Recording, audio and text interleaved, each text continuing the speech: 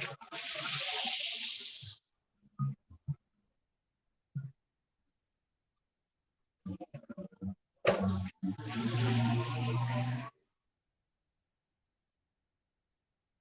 right. Shalom, shalom. I'd like to start off by saying, Barakatah Yahawah, Barakatah Yahawashi, Kol Haloyim Yahawah, Bahashem, Yahawashi, Bahashem, Batak Gudash. Double honors to the elders and apostles of Great Millstone who rule well. Blessings and salutations to the hopeful elect that scattered abroad. The Akim and the Akwat that's listening in. Yahweh Rat is our Lord willing that the lesson is edifying. The brother Shawab Amawan back at you with another lesson. And as always, we come in, week out, prophesy the downfall of America, which is also known as Babylon the Great, also known as the whore of Babylon, right? Prophesy the downfall of the so-called white man's kingdom, all right, which is soon to come to an end. For Esau is the end of the world, and Jacob is the beginning of it that followed it, all right? And as you can see throughout the world, man, all types of things are happening right before your eyes, which is all prophecy, okay? And, you know, that's the spirit that brothers need to be in more than ever, all right? In that what? That spirit of prophecy, okay? This is Revelations 19 and 10, and it says, and I fell at his feet to worship him, and he said unto me, see thou do it not. I am thy fellow servant and of thy brethren that have the testimony of Yahawashi. All right. And what happened was that John went to worship the angel, and the angel told him not to worship him, right? Because he told him that was his brother, his fellow brethren. All right. And he told him not to worship him. Okay. And he said, I am thy fellow servant and of thy brethren that have the testimony of Yahawashi. Worship Yahweh, Bahashem Yahawashi, for the testimony of Yahawashi is the spirit of prophecy. All right, Shalom. And that's the spirit that we need to be in. All right. Brothers need to be in that spirit more than ever, because the spirit of prophecy is speaking. All these things that are out in the scriptures, that are popping out the scriptures, it's coming to life, man. Why? Because we're speaking these things into existence, all right, through the spirit and power of Yahweh Bahashem Yahawashi. So what we got coming up, all right, and in that order will be the prophecy of Jacob's trouble, all right, which will turn eventually into that MOTB, all right, the chip, and then it will turn into what? World War III. All right. Now we are hearing of World War III as we speak, because that within itself is a prophecy. You see, that there was that we're going to be rumors of wars. Okay, let me grab that real quick. This is Matthew 24.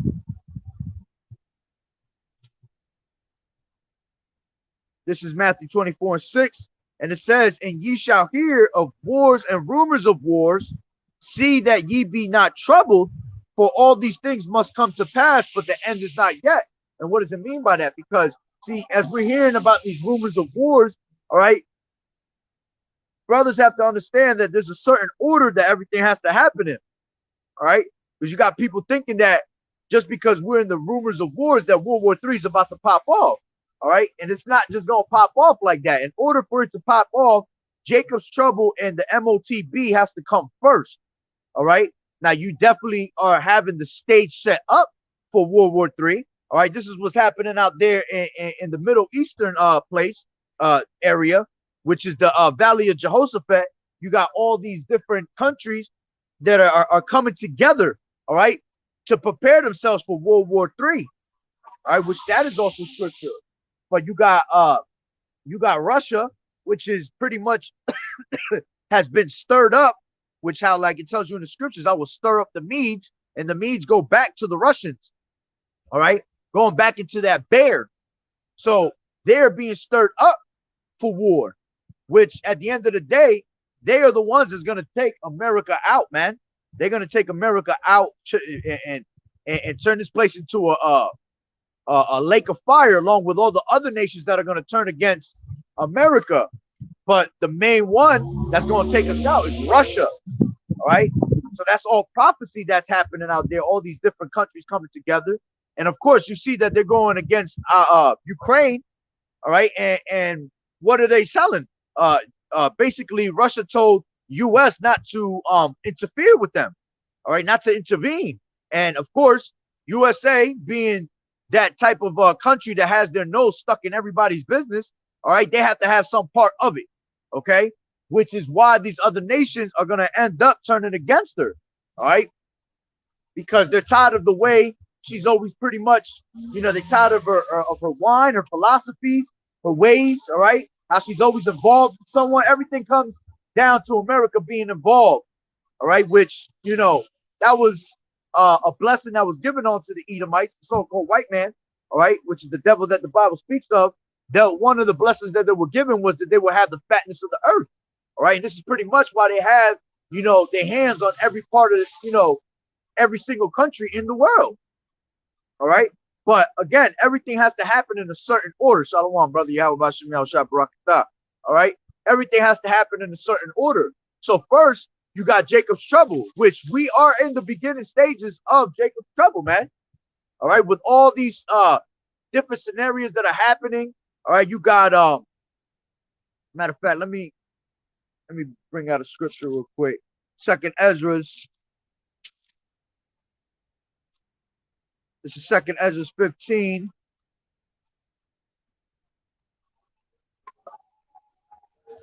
Second Ezra's 15 and 5, and it says, "Behold, saith the Lord." Matter of fact, I'll start from the top.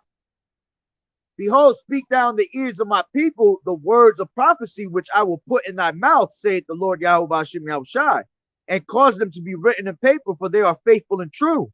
Fear not the imaginations against thee, let not the incredulity of them trouble thee that speak against thee, for all unfaithful shall die in their unfaithfulness. Behold, saith the Lord YAHAWAH'S, I will bring plagues upon the world, the sword, famine, death, and destruction." All right. And the sword is going into what? Martial law troops. All right. The famine is happening right before our eyes. All right. We don't have the same supplies that we had 2-3 years ago. Okay. You see all these stores that are running out of products. All right. You see a lot of these small businesses, they're actually closing down little by little. Okay. Which that's all being caused by the government, man. All right. To make these, to pretty much, there's going to be no middle class. All right. That's why all this hyperinflation is going up and things like that, because it's made to pretty much close down these little businesses. All right. Eventually, these little businesses are not going to be able to afford, all right, products, because they're way off the, the prices are way off the roof. Okay. Prices is going up with rent and valued property taxes and things like that. So eventually these people are not going to be able to afford these things. And what's going to end up happening is that these little businesses are going to close. So there's going to be no such thing as middle class no more. Okay. It's going to be you either poor as hell or you part of the elite. You part of the rich. Okay. Which is that 1% that rules the world. And of course, the elites are not going to allow any of us Israelites to be up there with them. You see? So everybody else is going to be put in that category of what? Of poor. Okay. So with the sword coming in, which is these martial law troops, all right, which they're going to be taking over, town to town, state to state. All right. They're going to usher, which they already mandated everybody to get the yo jabba jabba. Okay. You see, you think just because you got to remember, everything takes time. You're not about to just make 7 billion people move all at once. All right. So it's happening little by little, town by town. All right. And people are losing jobs because they don't want to deal with this, the ways of the society. Okay. Putting people in predicaments. People are losing jobs. People are losing their homes. All right. Then again, you have what? The famine coming. All right. Which the famine is right before your eyes, man. I've done a few videos already with around my town, how these damn supermarkets don't have the same amount of food and things like that. Okay. Then it said what? It said death and destruction. Yeah, death and destruction is coming to you 2/3, man. Because the ones that are going to be suffering in Jacob's trouble is going to be these 2/3 that don't want to hearken on to the word of YAHAWAH'S. You see? So with all these other things happening around us, okay, eventually, that's another thing with the hyperinflation happening. Eventually, what's going to happen is that the dollar is going to collapse, man. All right. And in order for the dollar, when the dollar collapses, that's when they're able to usher in what? The MOTB. All right, because now it's a cashless society, and that's how they're gonna come with that solution. You know, at order, ab chaos. All right, and what they do is they make something happen, bring everything to chaotic moments. All right, but then they come with a solution for you, and that's what these governments do, which is all going into their new world order at the end of the day. All right, that's right. This is Jeremiah 30:7. Alas, for that day is great, so that none is like it. It is even the time of Jacob's trouble, but he shall be saved out of it. All right. And when you go into that word trouble, man, you're talking about distress. All right. Dangerous times. Matter of fact, let me grab it right now. I'll tell you exactly what it say.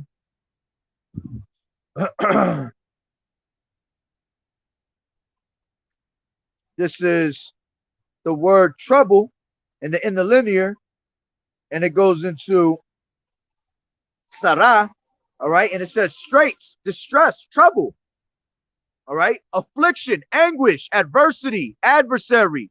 See, these are all things that we're gonna have to go through, man, and you're seeing it happen little by little. So we are definitely in the beginning stages of Jacob's trouble, which is gonna get worse and worse. All right, you're gonna be put in certain predicaments, man. All right. Let me grab Daniel. This is Daniel 12:1, and it says, and at that time shall Michael stand up, the great prince which standeth for the children of thy people, and there shall be a time of trouble, such as never was since there was a nation, even to that same time, and at that same time thy people shall be delivered, every one that shall be found written in the book. All right, the only ones that are going to be delivered, man, is the elect. Like the brother put up over here in Jeremiah 30:7, it says what? It says, but he shall be saved out of it. Who's that he that's going to be saved out of it? The elect is going to be saved out of it. Those that were written in the book of life from the beginning. All right, way from the beginning. Okay, the elect was predestined before this whole world, before everything was created on earth, man. The elect was already predestined. See, we came back in our lots to play our roles, and we got to play them all the way unto the end. You see, so the ones that are going to be saved are the ones that are the elect. Okay, so in the process of, because Jacob's trouble is going to be all the way to the end anyway. Once Jacob's trouble starts, all right, it's gonna be all the way unto the end. But see, in order for the other prophecies to take place, the MOTB, the actual World War III, when you actually see the ICBM missiles being fired up in the air to come and destroy America whole at once and turn it into that great lake of fire, all right, you have to have Jacob's trouble happen. It has to be implemented. You understand? So with Jacob's trouble, with all these things that are happening, the famine, all right, the martial law troops, which they're being set up different places, these FEMA camps, okay, these are all being set up. So when it all happens all at once, Jacob's trouble, but it's happening little by little, all right, and then eventually in Jacob's trouble, you're gonna have that collapse of the dollar bill, all right, and with the collapse of the dollar bill, it's just gonna start more chaotic situations, all right, which you already seen uproars of people, okay. You're going to have sedition among men, everybody coming up to stand up against the government. And in the middle of that, in that process of us having the dollar collapse, okay, that's when that microchip is going to be implemented, man. And it's going to be made mandatory to the world, because you're not going to be able to continue in society unless you have that microchip. And from that microchip being implemented, it's going to cause that true war of World War III, man. And in the process of us being in the middle of World War III, Yahawah is going to come out here and he's going to save us, man. You see, just when they're in the middle of World War III, Yahawah is going to crack these clouds, and what's going to happen? All right, they're going to go from battling each other in World War III to turn into battle against Yahweh Bashim Yahushai. All right, that's why it says it in 2nd Ezra 13. They were so afraid, but yet durst fight. All right, and they're not going to be able to prevail. You're not going to be able to prevail against the judgment of Yahweh Bashim Yahushai. Neither can you escape the judgment of Yahweh Bashim Yahushai. All right, Now you do got the elites that are going to be able to escape the missiles. All right, but right after that, they're going to be the first fruits of slavery. They're going to have to go straight into slavery when they get yanked out of their holes. All right, when they get yanked out of their bunkers. Okay, the mountains, the space stations, the water stations they're in, they're going to all be put out of that, man, and go straight into slavery. Yeah, I should have brought my damn umbrella. So again, going into Second Ezra's, I will bring plagues upon 15 and 5. Behold, saith the Lord Yahweh Bashim Yahushai, I will bring plagues upon the world, the sword. All right, the sword. We talk about these different FEMA camps. All right, these martial law troops that are being set up in different states. Okay, you got things are happening. So many people are leaving positions in like medical fields and things like that. That what are they calling for? They're calling for the National Guard. They're calling for the FEMA to come help. See, these are all part of that sword, man, that are setting themselves up, all right, to bring destruction upon you 2/3. Okay? Which, matter of fact, let me grab that real quick. Zechariah.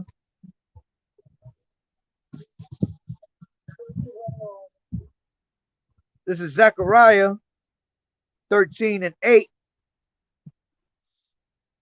And it says, and it shall come to pass that in all the land, saith the Lord Yahweh Bashim Yahushai, 2 parts therein shall be cut off and die, but the third shall be left therein. All right, and 2/3 equals exactly 66.6% of our people. All right, that are wicked, that don't want to hearken onto the word of Yahweh Bashim Yahushai. You see, and it said what? That they were going to be cut off and die. And this is what Jacob's trouble is about. You 2/3 that don't want to take heed of the words of Yahweh Bashim Yahushai, continue to live, you know, I don't even want to say deliciously, because you're not living deliciously in this place, man. This is not your rest, like it tells you in Micah 2 and 10. All right, arise in the part ye, for this is not your rest. Okay, you're supposed to set your affections on things above, not down here, man. This place is polluted. Okay, as a matter of fact, it tells you that. And 6, it says, for wickedness has exceedingly polluted the whole earth, and their hurtful works are fulfilled. Therefore saith the Lord, I would hold my tongue no more as touching their wickedness, which they profanely commit, neither will I suffer them in those things in which they wickedly exercise themselves. Behold, the innocent and righteous blood crieth unto me, and the souls of the just complain continually.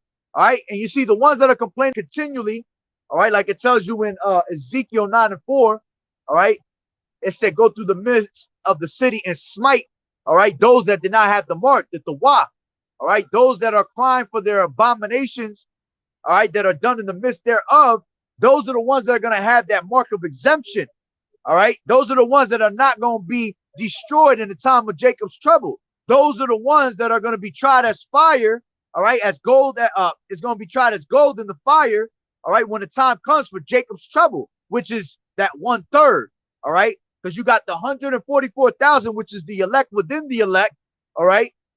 The 144,000 is the 12,000 from each tribe, all right. There's 12 tribes, and those are men, and then you got the 1/3, which is the men, women, and children that are believers, okay, of this truth. Those are the ones that are the 1/3, okay. Those are the ones that are going to be saved. So going back to 15, 2nd Ezra 15 and 5. Behold, saith the Lord, I will bring plagues upon the world. All right, the sword. Okay, back to the sword, meaning these martial law troops, these FEMA camps. All right, you got these military groups that are coming out all over the place. All right, as a matter of fact, you know, pretty much Esau is the sword, the so-called white man in his military power, man. That is what the sword is. All right, when you go to Psalms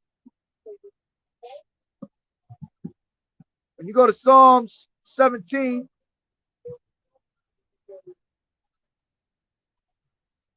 Psalm 17 and 13, it says, arise, O Lord Yahweh, disappoint him. Cast him down, deliver my soul from the wicked, which is thy sword. You see? So the wicked is considered as that sword. Who's the wicked? Esau, Edom is the wicked, man. You go to Malachi. All right. Malachi 1 and point is at 4, but I'm going to start at the top. It says, the burden of the word of the Lord Yahweh to Israel by Malachi. I have loved you, saith the Lord Yahweh, yet ye say, wherein hast thou loved us? Was not Esau Jacob's brother, saith the Lord Yahweh, yet I loved Jacob and I hated Esau. All right. So Yahweh Bashim Yahweh Shah actually hates a particular group, all right, which is the Edomites, which is the father, all right, which Esau is the father of the Edomites. All right. It tells you that. And let me grab that real quick.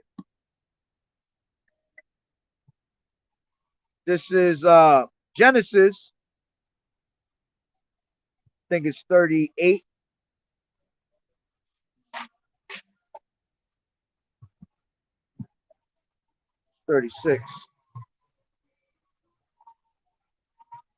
Yeah, Genesis 36, and it says, Genesis 36 and 1, it says, now these are the generations of Esau, who is Edom. All right, and when you go down to 8, it says, thus dwelt Esau in Mount Seir. Esau is Edom, and these are the generations of Esau, the father of the Edomites in Mount Seir. You see, so Esau is the father of the Edomites. All right, so going back to Malachi 1 and 3, I hated Esau. You see, he said, I hated Esau. So he hates you so-called white people, man. You are the true devil that the Bible speaks of, man. You are hated by Yahweh Bashim Yahweh Shai. Matter of fact, when you go to Obadiah, that whole chapter is pretty much the judgment of the Edomites. All right, which is one of the shortest chapters, one of the shortest books in the whole entire Bible. All right, and Obadiah 1 and 2, it says, behold, I have made thee small among the heathen. Thou art greatly despised. You see? So they're despised by Yahweh Bashim Yahweh Shai, man. All right. So it goes back to Malachi 1 and 3. And I hated Esau and laid his mountains and his heritage waste for the dragons of the wilderness. All right. And if you go into Isaiah 34, it speaks about how America is going to be destroyed and made a desolate place. All right, a habitation is the same way it says it right here. It says that Esau, he hated Esau and laid his mountains and his heritage waste for the dragons of the wilderness. Isaiah 34 says the same thing. All right, how this place was going to be made a desolate place. It's going to be like a desert, man, full of straight what? Straight fuego out here, man. And then it's going to be a habitation of devils. I mean, a habitation of dragons. All right, unclean birds. Talking about ravens, vultures. All right. So that's right. We definitely live in an exciting time. This is an exciting time to be in this truth, man. This ain't the time to be playing around and fall out the truth. All right. And then it says, and I hated Esau and laid his mountains and his heritage waste for the dragons of the wilderness. Whereas Edom saith, we are impoverished, but we will return and build the desolate places. Thus saith the Lord Yahweh Bashim Yahweh Shai of hosts, they shall build, but I will throw down, and they shall call them the border of wickedness. You see? So Esau is the wicked, man. That's why he is that sword. Okay?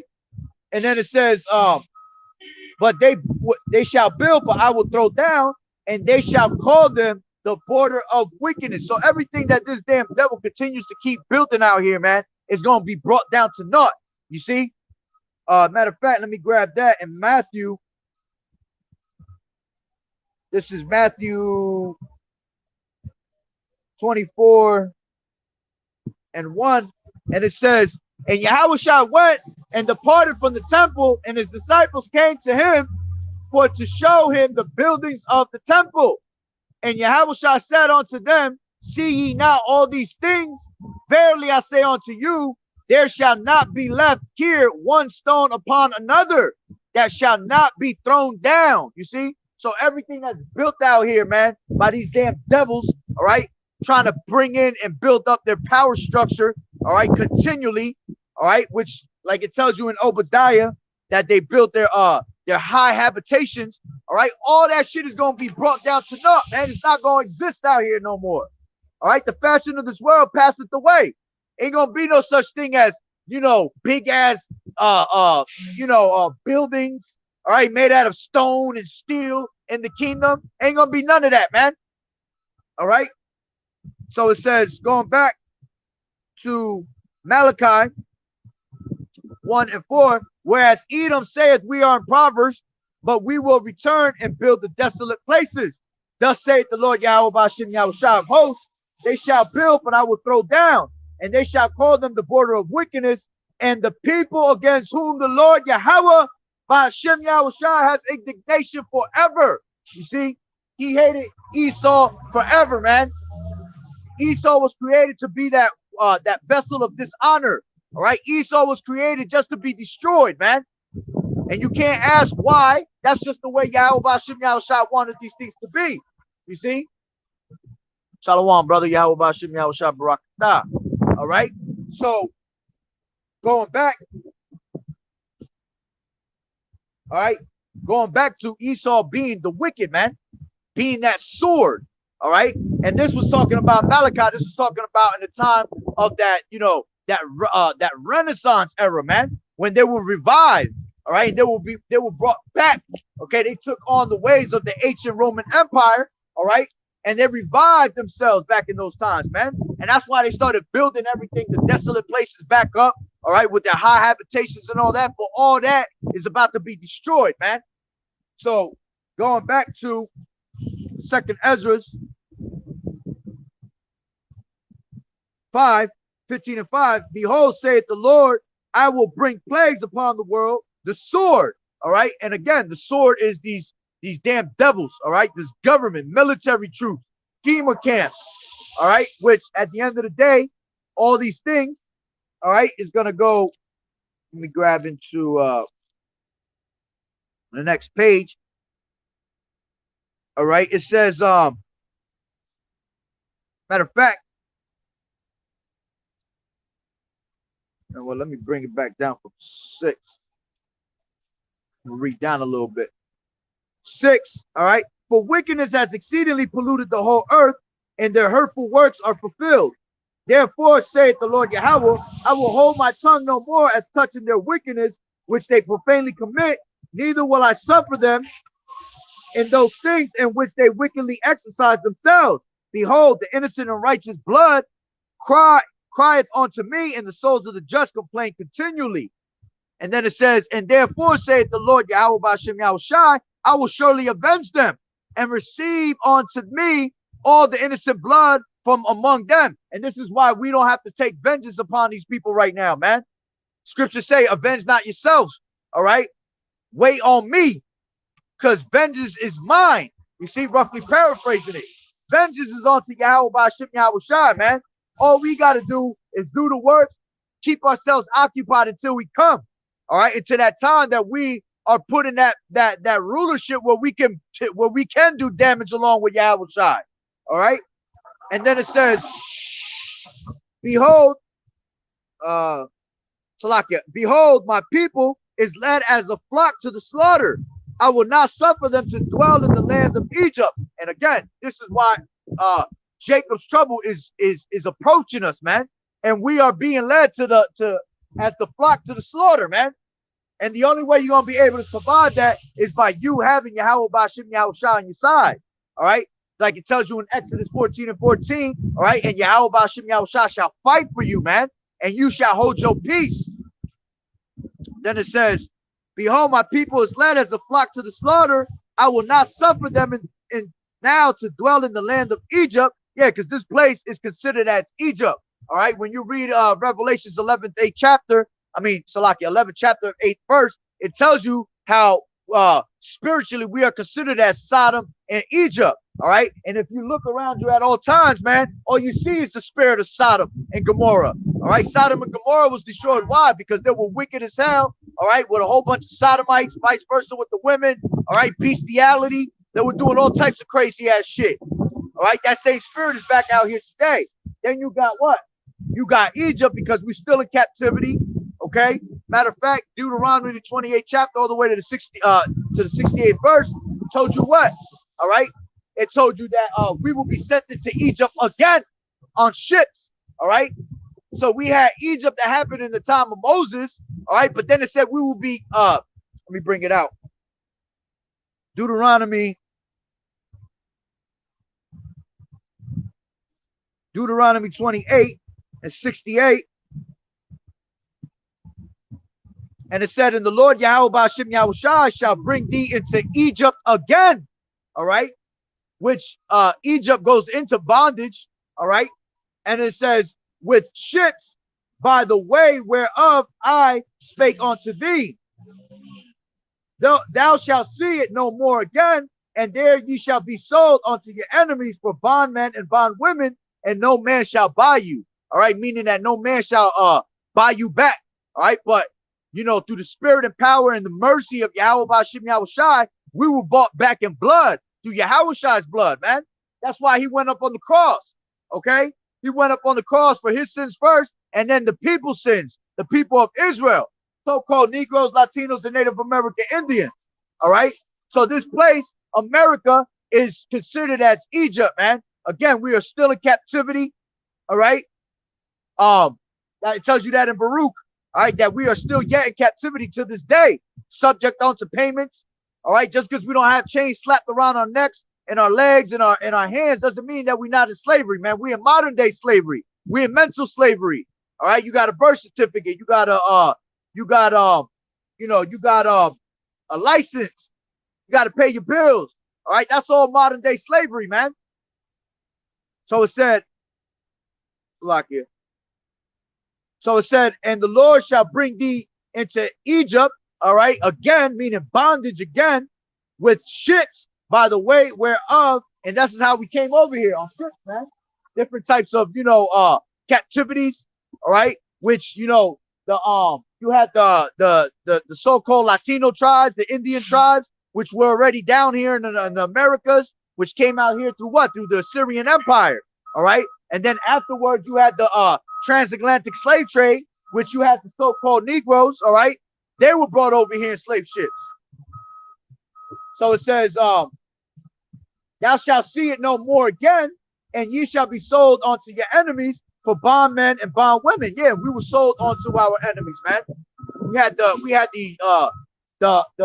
Hamites that had us in captivity, that sold us onto the so-called white man, you see?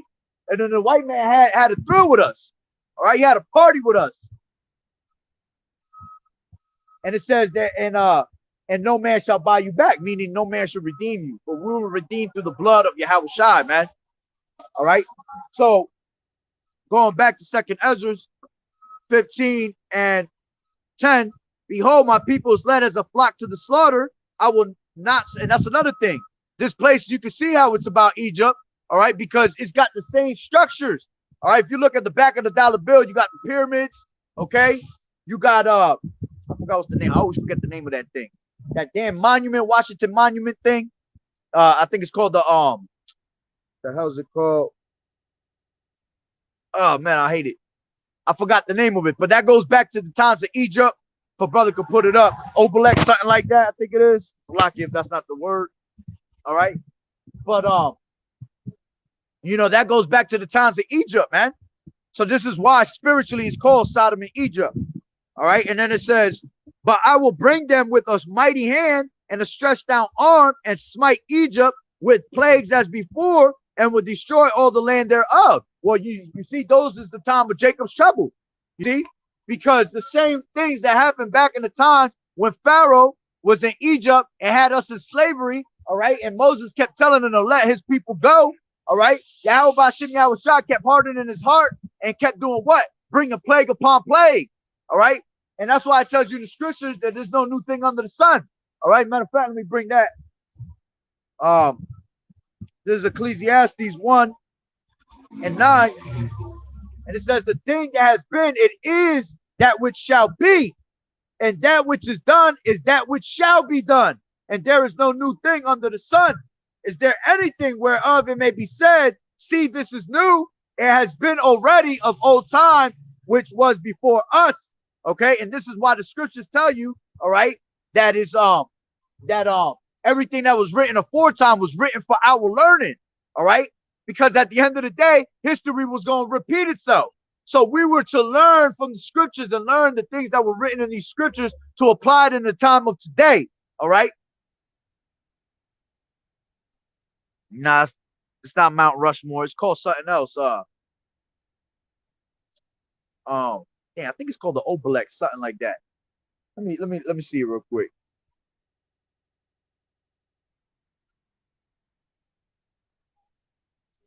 Obelix.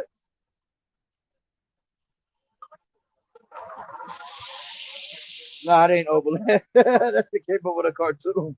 Damn, I forgot the name of it. Forgot what the brother put up. Obelisk. Maybe it is that. Obelisk is a tall, four-sided, narrow, tapering monument which ends in a pyramid-like shape or pyramidon at the top. Yeah, so maybe that's what it is. That is the word. All right. Which it all goes back to that being that's all going back into the times of like of Nimrod, all that, man, which all that actually represents all of that represents homosexuality, man. That's just supposed to represent an actual, you know, you already know, a man's, you know, thing. Okay.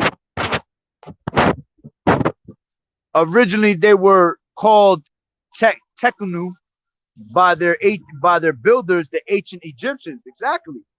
All right. So it goes back to all the times of the Egyptians, man. And there's no new thing under the sun. All right. So going back to what was I at? 11.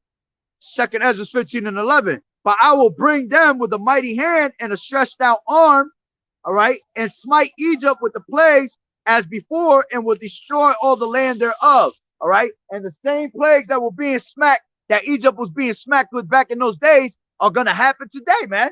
You're seeing it little by little, man. You had the rivers out there drying up. That was turning into blood out there in the Middle East. Okay, certain rivers. You get these locusts, you know, taking over, different types of insects taking over places, man. That's all plagues that were set in the time of Egypt. All right. Famine, cattle's dying. All right. Same thing is happening out here.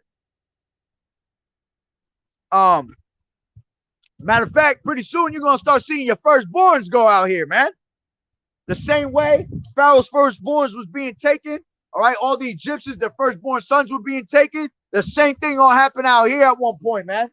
All right, YAHAWAH'S gonna put death angels on their asses, man. And your children that are firstborns, man, are gonna be taken.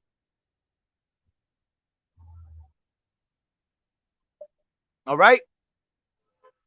So it says 12.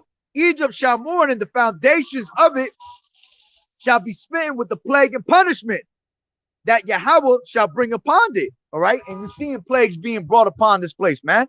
Whole lot of pestilences being brought out here, diseases. All right. You got this fake ass, you know, this 1-9 that they pretty much invented, which it was just a normal ass. You already know what it was. All right. Normal sickness. All right. But with all that happening, there's actual pestilences happening worldwide, man. Sicknesses. All right. The thing is that they got your mind so warped and brainwashed with this 1-9 shit. All right. That y'all actually forgot that there's actual sicknesses in life, man. That people are dying of cancer, AIDS. All right. All types of crazy ass, you know, diseases from eating unhealthy, eating pork. All right. Cardiovascular disease, man. All right, you got a whole bunch of you got millions of smokers out here dying every single day, man, from different types of diseases. But see, they got your mind so warped up, thinking that the only thing that exists in life is what? The 1-9. Got y'all bugged out of your damn mind with that, man. All right. Matter of fact, yeah, the water, brother.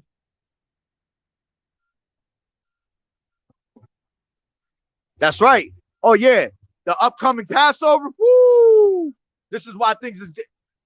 Hey, everything always gets turned up around the time of the Passover, man.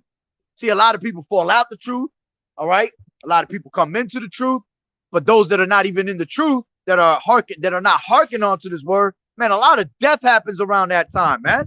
And Lord willing, right after this Passover, which I said this last year, man. I said last year, all right, I felt like the way everything was going from last year, I felt that right after this actual Passover, that this was going to be the last Passover, man. And it was just crazy that Apostle Tahar coined this year the year of the turn up. And everybody is, we on them prayers, Lord willing, that we up out of here this year. So this might be that last Passover we see, man. Okay? That would be beautiful. But right after this Passover, all right, which is what is probably the highest holy day, all right, next to what's the other one? Day of Atonement, okay? That's a serious, okay, a very serious high holy day, man. Which you already see bugged out camps like Sakari. That's why they all bugged out of their mind. All right. On top of them already being wicked. All right. Remember, when the time came for the Passover, what they do?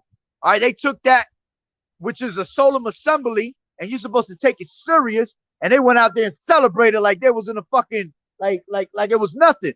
Like it was a celebration with all these damn, strippers and shit like that, which you didn't actually see strippers. All right. But we can imagine what happened beyond the camera, all right? So they went out there and partied, and that's when you started seeing them really being exposed, man, through the spirit and power of Yahweh Bashim Yahushua, of who they truly were, all right? Why? Because the Passover, man. Matter of fact, Passover's so serious, man, that you got to take it serious to the point where I remember a video I was watching by Apostle Gabar, and he was talking about how during the Passover, there was this one brother that wasn't taking it serious, and that Yahweh Bashim Yahushua put his ass through a windshield, man. And his face scraped onto the whole ground. Face got peeled back and everything, man. Sliding off of the on the street. And he was supposed to be a brother that was in the truth, that was, doing wickedly, man. You see? So this is not the time to be playing around. The Passover is definitely coming up. All right? A lot of things. Shalom, brothers. Shalom, Yahweh Bashim Yahushua Barakatham to all you brothers. Barak call Akim. All right.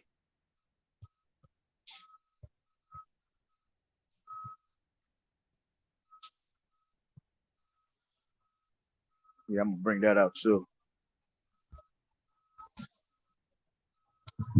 Yep. So, all right, it goes into let me continue reading real quick. And it says, Egypt shall mourn, and the foundations of it shall be smitten with the plague and punishment, and Yahweh shall bring it upon it. All right. And then it says, they that till the ground shall mourn, for their seed shall fail through the blasting and hail, and with a fearful constellation. All right. And hey, farm systems are being bought up by kill gates. All right. You got all these different farmers are getting paid top dollars, so they ain't gotta grow no more crops. And the ones that are still surviving, they're pretty much damaging their crops.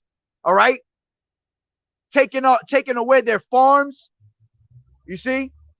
Weather's so messed up, especially with HARP and all this shit that they got. All right, where they're able to manipulate the weather in these days. All right. They're destroying the seasons, man. Because everything has a purpose under the sun, man. Everything works in a certain order.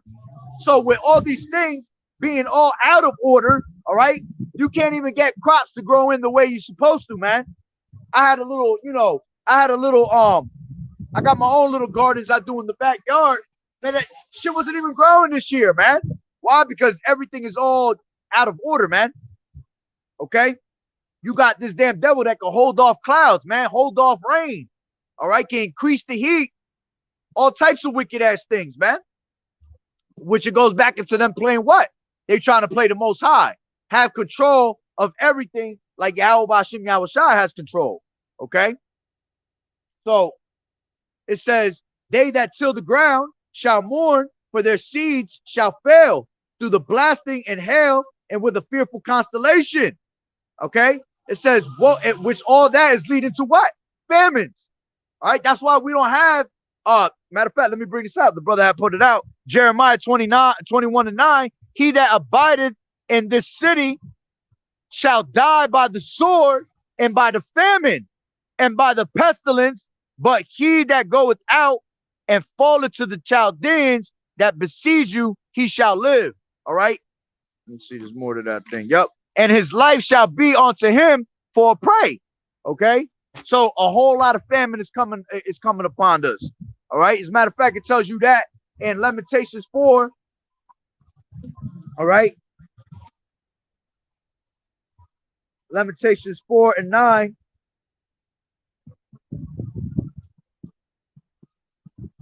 Give me 1 second. Lamentations 4:9, and it says, they that be slain with the sword, all right, are better than they that be slain with hunger. All right, so it's actually going to be better for you to die by these damn martial law troops, all right, than for you to die of famine, man. All right, going to the all the time, man. To die of famine is a horrible death. All right, you talk about your insides eating your insides, your stomach eating its stomach. Okay, and it says, they that be slain with the sword are better than they that be slain with hunger. For these pine away, stricken through for the want of fruits of the field. The hands of the pitiful women have sodden their own children. They were their meat in the destruction of the daughter of my people. And that word sodden goes into boil. All right. So you had the women that were actually boiling up their kids. And it's funny that I'm reading that right now, because before I got here, Salaki, that's why I got out here a little late. I stopped at my mom's house real quick. All right. And I started talking to my mom for a little bit. I haven't seen her in a minute. And then, you know, my brother came, and my brother my brother ignorant as hell, man. All right. I've been trying to preach this word to him, telling him to repent, but, you know, whatever. He might possibly be a 2/3.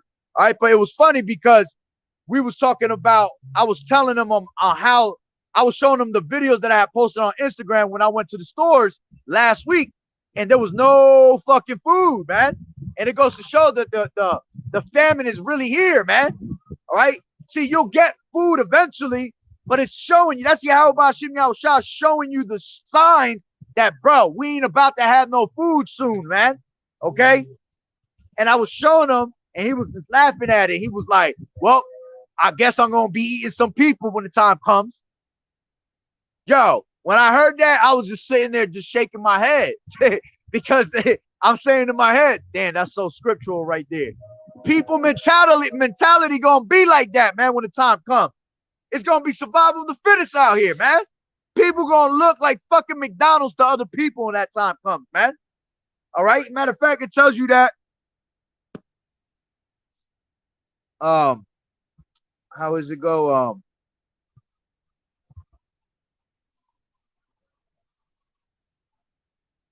And they shall eat of their friends.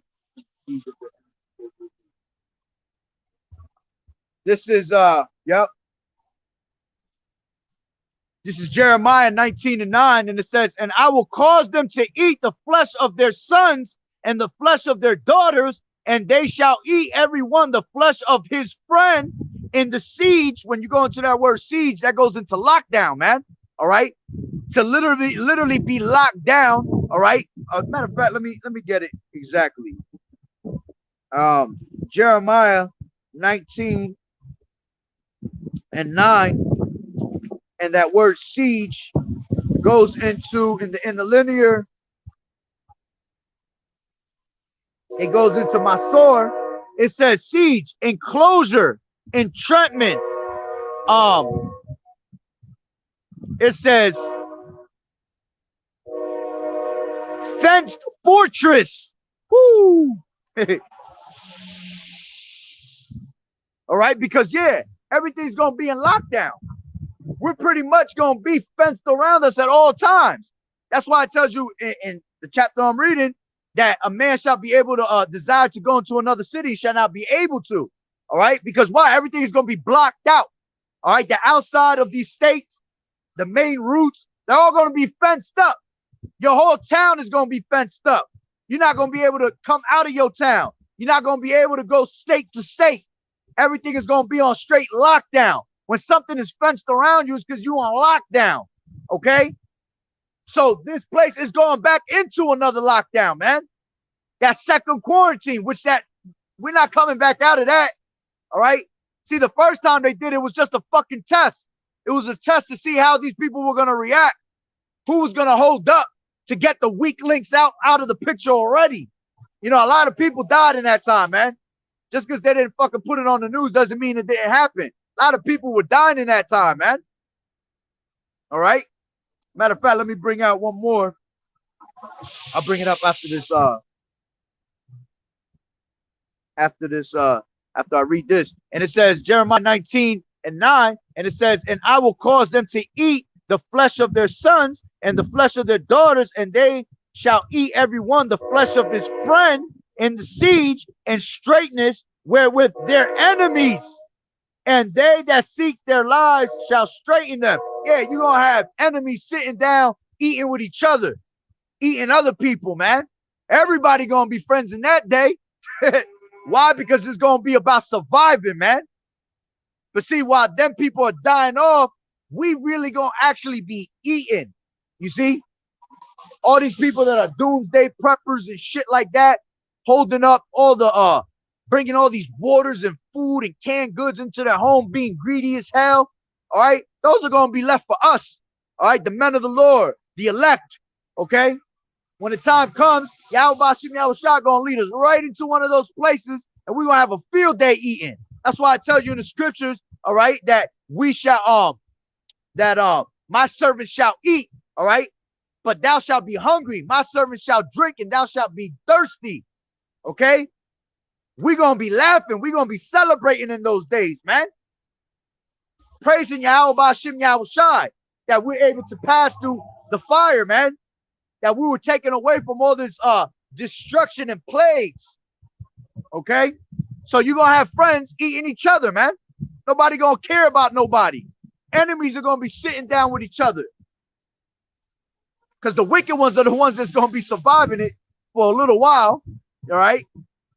Because when it's time for the wicked to do wicked shit, they're just going to do it. And they're going to have no problem, okay, with just chopping somebody up and throwing them on the damn boiler, all right, to cook them up and eat. All right? As a matter of fact, let me jump into Kings real quick to bring that word out, siege again, because it says it differently in there. This is 2 Kings 6:25. And it says, like 1 Kings 6:25. And this was the famine in the time of Samaria. All right, which again, all these things are going to happen again. There's no new thing under the sun. All right. This is 6:25. Slovakia.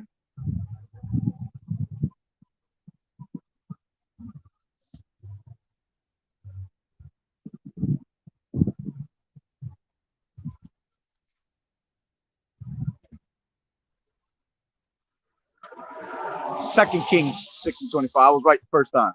Salakia. And it says, and there was a great famine in Samaria, and behold, they besieged it. Okay? Let's go into that word besieged.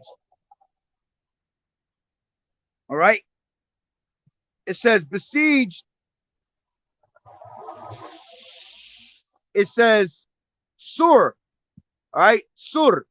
And it says to bind, confine. You see? Think about confinement. These FEMA camps and things like that. What do you think these are? Those are confinements, man. All right? Cramp. Yeah, they're going to be cramped up together in these damn camps. It says to secure, to shut in. You see? You're going to be shut in and you're not going to be able to escape these places, man. You're going to be shut in your town, in your state, and you're not going to be able to maneuver nowhere, man. It says enclosed, to shut up, to show hostility to, be an adversary, treat as foe. Okay? That's exactly what you're going to be. Those that don't want to take on the ways of this society, all right, that don't want to be down with the ways of the society, you're going to be an enemy onto these damn devils, man. So they're going to what? They're going to throw your ass in these camps. because they're not going to throw somebody that's down with the ways of the society in a camp. You see? Why would they do that? You down with what they want you to be down with. The camps are going to be for these people that don't want to be down with these things. All right? Which a lot of these 2/3 are not going to be down with these things. Okay? They're going to try to fight. They're going to try to stand up. And then you will have 2/3 that will, you know, go with the ways of the society, take the MOTB, catch a missile to their face. All right? What else it says in here? Adversary, assault, beset, besiege, bind, cast, distress. All right? Put up in bags. Woo! Put up in bags.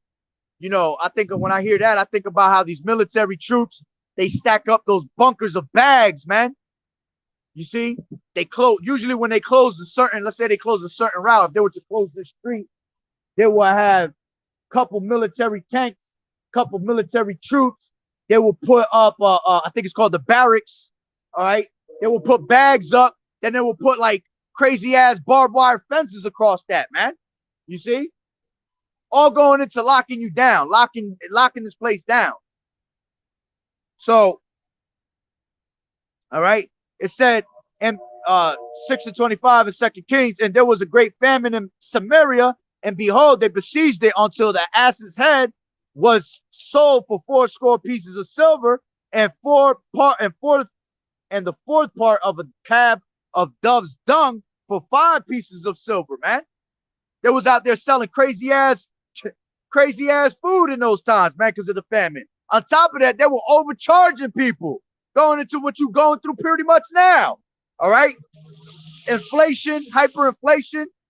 All right. And then it says, and as the king of Israel was passing by upon the wall, there cried a woman unto him, saying, help my Lord, O king. And he said, if the Lord YAHAWAH'S do not help thee, when shall I help thee? Out of the barn floor or out of the winepress? And the king said unto her, what aileth thee? And she answered, this woman said unto me, give thy son, that we may eat him today, and we may eat my son tomorrow. So we boiled my son and did eat him. And I said unto her the next day, give thy son that we may eat him. And she had hid her son. All right. So she straight played her. All right. And that's the times it's going to be in these last days, man, when the famine hits. People going to be boiling up their kids like nothing. All right. All they're going to do is throw a little, you know, a little adobo on that, a little sazon, chop up a couple of, you know, some peppers and onions, some cilantro. Gonna make straight human soup. All right. So, you know, that's one of those things that's part of Jacob's trouble. A lot of people gonna die off of that. And then it tells you that in 2nd Ezra how many shall run to the mountains and die of the famine in the mountains. Okay. A lot of people just gonna die of famine, period, man. And those that don't die by the famine are gonna get thrust through by the sword. All right. The military troops are gonna catch them, man. They're going to have a field day with those people. A lot of them going to be women. A lot of you women going to be ravished out there, man, in the time of Jacob's trouble. All right? Talking about you don't need a man, you don't need this, you don't need that.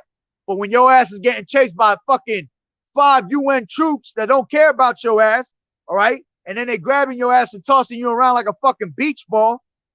All right? Then you're going to wish that you had a man in that day, a man of the Lord. Because that's the only thing that's going to be able to save you is a man of the Lord. A man shall be a hiding place from the wind, from the destruction, all right, from these troops.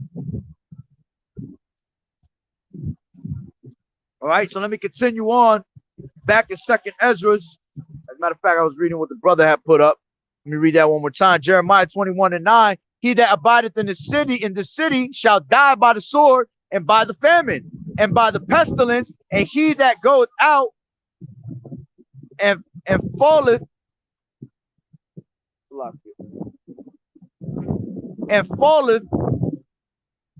to the Chaldeans that besiege you, he shall live, and his life shall be unto him for a prey.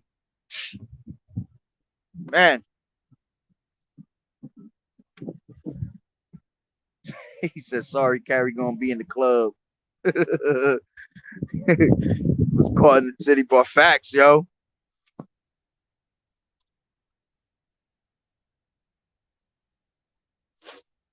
Yep. Leviticus 26 and 29, and ye shall eat the flesh of your sons, and the flesh of your daughters shall ye eat. Exactly. All right. Matter of fact, Baruch 2 and 3, to bring great plagues upon you that has never seen under the whole entire earth, man. That the fathers shall eat the flesh of their sons and the flesh of their daughters, man. That is coming out here, man. Why you think they make all these damn zombie ass movies and shit like that? Because that's what's gonna happen, man. Zombies is basically, think about it this way. Zombies is these people that are in a dead state of mind, and because they're in a dead state of mind, when the time comes for the destruction and famine, they're gonna have no stability in their mind, because wisdom and knowledge is the only way you're gonna be stable. All right. So if you're one of these 2/3 that is walking in the congregation of the dead, all right, you're gonna do some stupid shit like boil up somebody, man. Because those that believe in Yahweh Ba'Shem Yahushai shall not hunger. All right, is that not what he said? He said, I am the bread of life. He that believeth on me shall never hunger. He that believeth on me shall never thirst. Okay, so we ain't got nothing to worry about those times, man. You might be a few days you don't eat. Hey, call it a fast. You don't eat for 6-7 days, you're gonna be fasting. You look at it in a good way. You getting in touch spiritually with Yahweh Ba'Shem Yahushai, man. You see?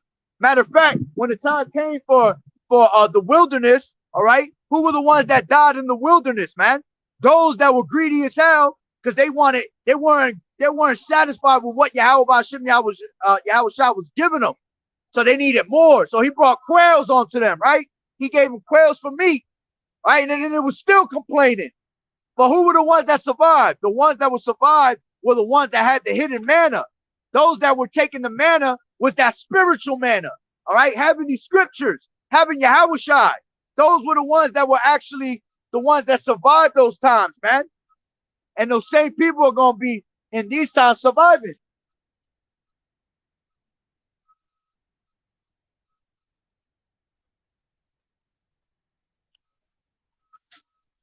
Isaiah 65 and 13.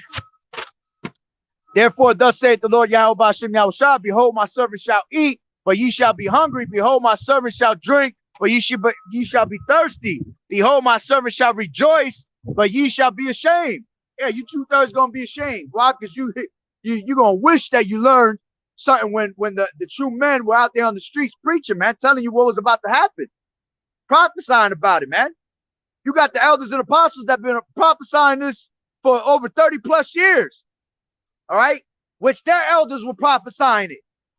All right, and now we're out here still prophesying it.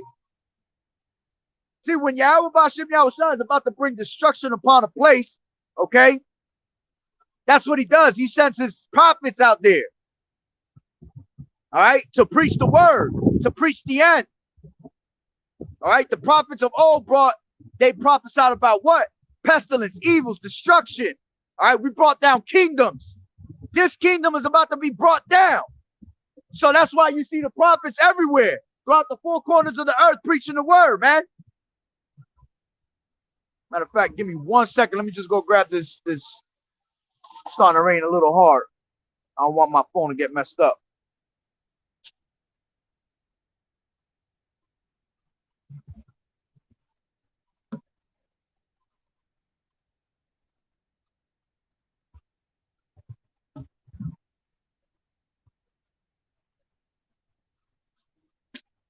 All right. So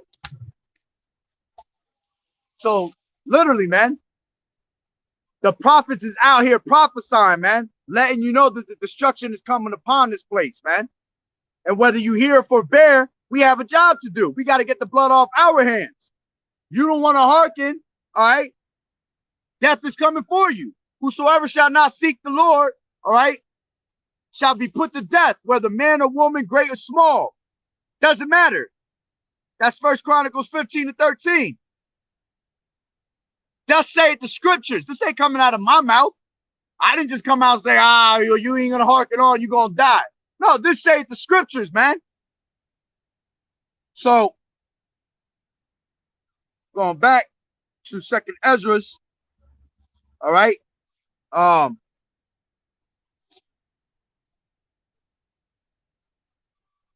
What was that? Second Ezra 15 and 13. They that till the ground shall mourn, for their seed shall fail through the blasting in the hell and with a fearful constellation. And that's why you're having a lot of famine and things like that right now. All right. Lock it.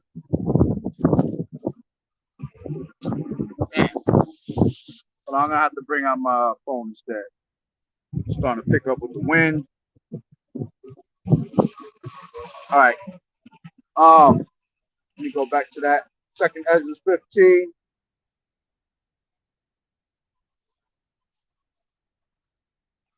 What was Second Ezra? Oh, Salaki.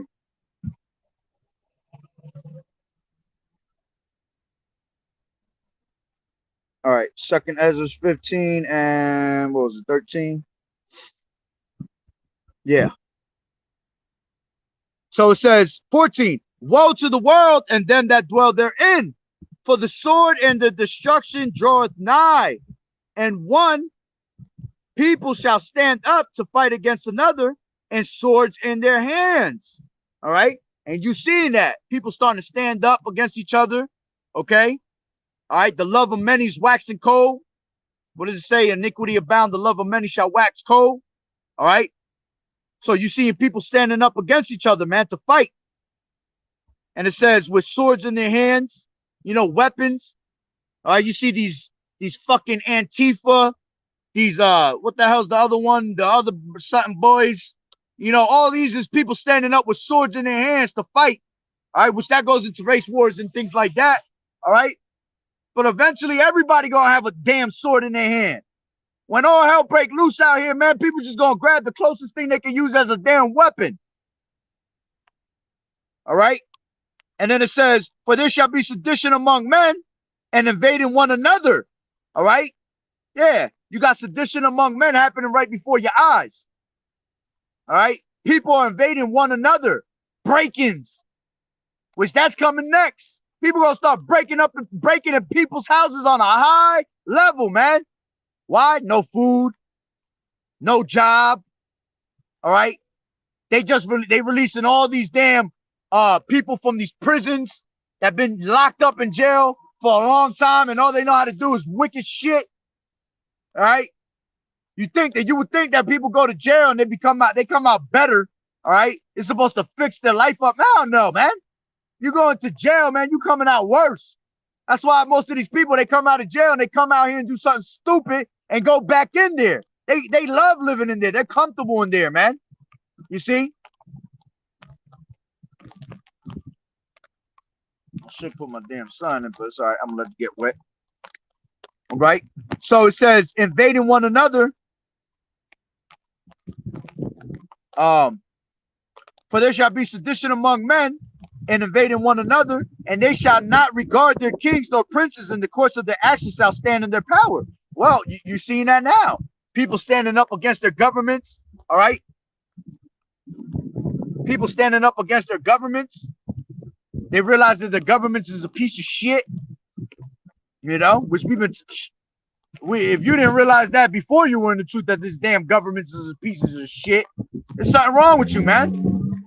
These governments is all about destroying us and making themselves profitable, man. Making everything benefit them. None of them care about us. You should have listened to Michael Jackson when he was singing that song. They don't care about us. Tupac, when he was saying they didn't care about us, man, they don't. Never did. Especially you so-called Negroes, Latinos, and Native American Indians. Why? Because you the true Hebrew Israelites, man. Psalms 83 was to cut you off from being in remembrance as Israel, man. Right? So it says,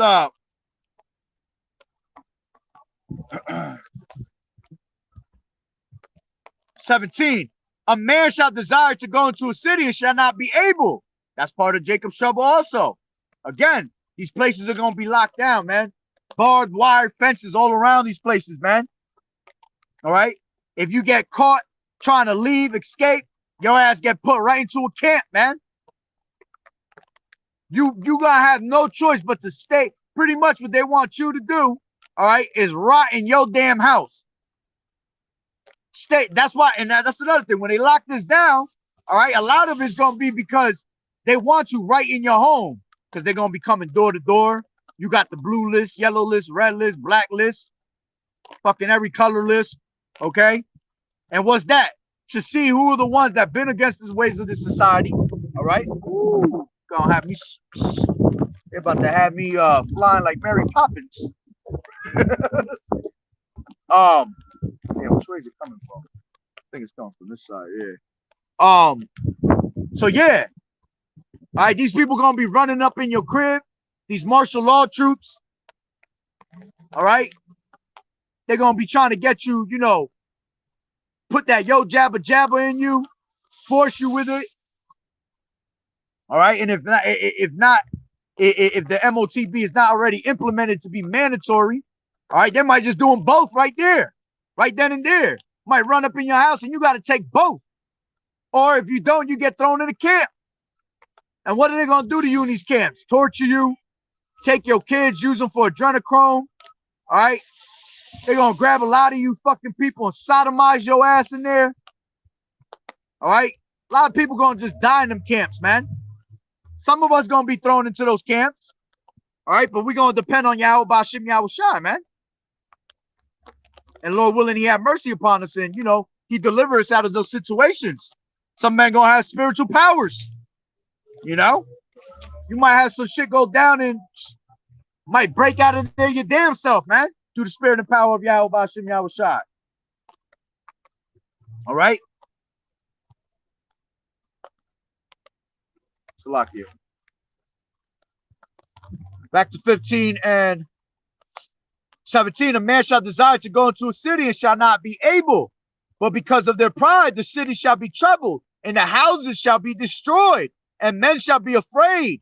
A man shall have no pity upon his neighbor, but shall destroy their houses with the sword and spoil their goods because of the lack of bread for great tribulation. See? So these martial law troops, the sword is going to run up in your house, man.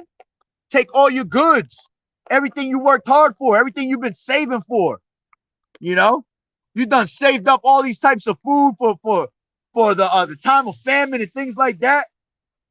You're gonna take it. You ain't gonna be able to enjoy it. All right? It said a man shall have no pity upon his neighbor. Again, everybody is on survival mode, man. Survival of the fittest. Nobody caring about anybody else. The love of many is gonna wax cold. They just there to get their goods. If they got to put your ass to death by any means necessary, they're gonna do it. And it said what? Great tribulation for the lack of bread. All right, lack of food. Which at the end of the day, every time I hear that scripture, I think of YAHAWAH'S. Because if you lack YAHAWAH'S, which is the bread of life, all right, tribulation is coming onto you. All right. Now we do go into tribulation regardless, because through much tribulations we shall enter into the kingdom. But see, our tribulations is different from the tribulations of you 2/3 that's about to come upon you, man. Y'all gonna go through a horrible tribulation. We going through tribulations right now before Jacob's trouble and things like that, man. Being chastised, you know, losing jobs, all right, losing jobs. You know, being put in predicaments where we're not gonna be able to do certain things because we're not down with Satan's devices, man. We're not giving in to the image of this damn devil.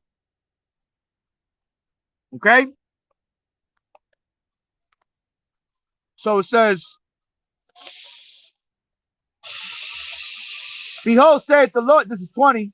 Behold, saith Yahweh, I will call together all the kings of the earth to reverence me, which are from the rising of the sun, from the south, from the east, and Lebanon, to turn themselves one against another and repay the things that they had done to them. Like as they do yet this day unto my chosen, so will I do also in recompense in their bosom. Thus saith the Lord YAHAWAH'S. My right hand shall not spare the sinners, and my sword shall not seize over them that shed innocent blood upon the earth. So yeah, Yahweh Bashem Yahushua bringing all these damn other nations together, man, to their slaughter. The same way we are led as a flock to the slaughter, these damn devils is being led as a flock to the slaughter. The true slaughter. You see? The slaughter of Yahweh Bashem Yahushua bringing your kingdoms down. That's why he said what? He was going to have many crowns on his head because he taken down all these other kingdoms.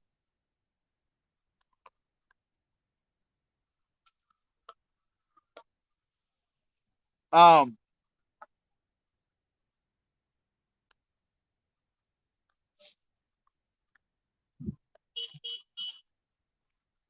23. And it says, the fire is gone forth from his wrath and has consumed the foundations of the earth, and the sinners like the straw that is kindled.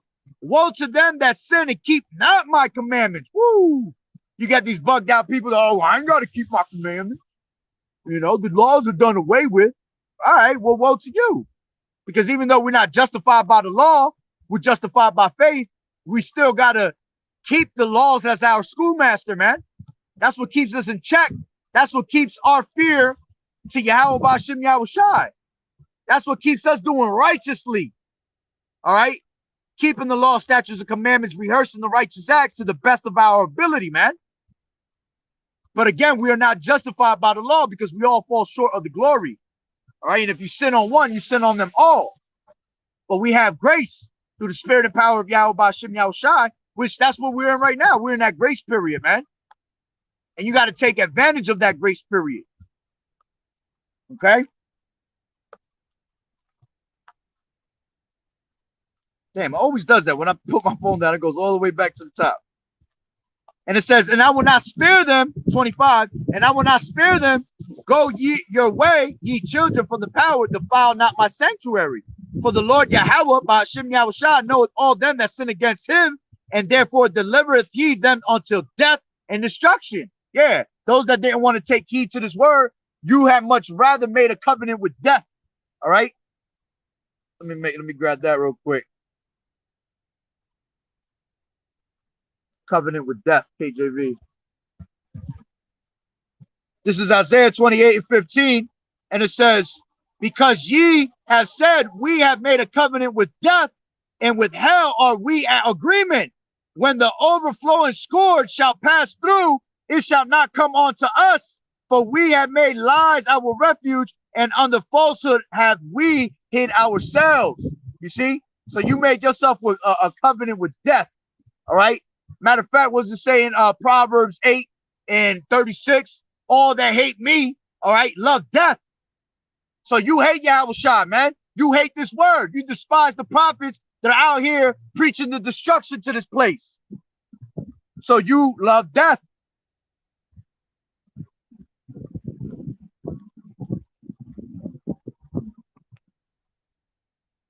That's right. Cannibalism is coming. Cannibalism is popular. Oh yeah, let me read that one. I was supposed to bring that out before and I didn't.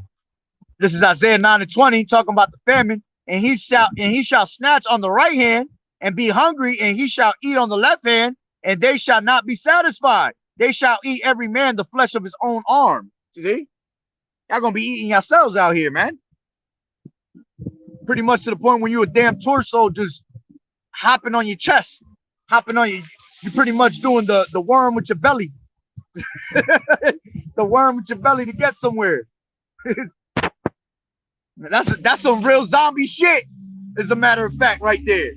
Imagine you eating your limbs away, man. All right, your arms, your legs. Now you crawling like a torso, just like they show you in these damn zombie movies, man.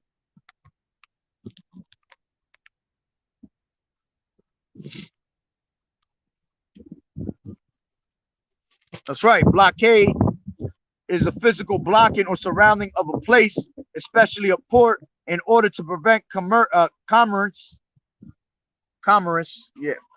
yeah, and traffic in and out while siege is siege. Siege is a military blockade of a city, exactly, or a fortress, with the intent of conquering by attrition. How you say that shit? It got me on that one. Yeah, attrition. Or well prepared assault. You see, yeah. Because they're gonna bring that assault in, man. Matter of fact, let me grab that real quick. Second Ezra's 16.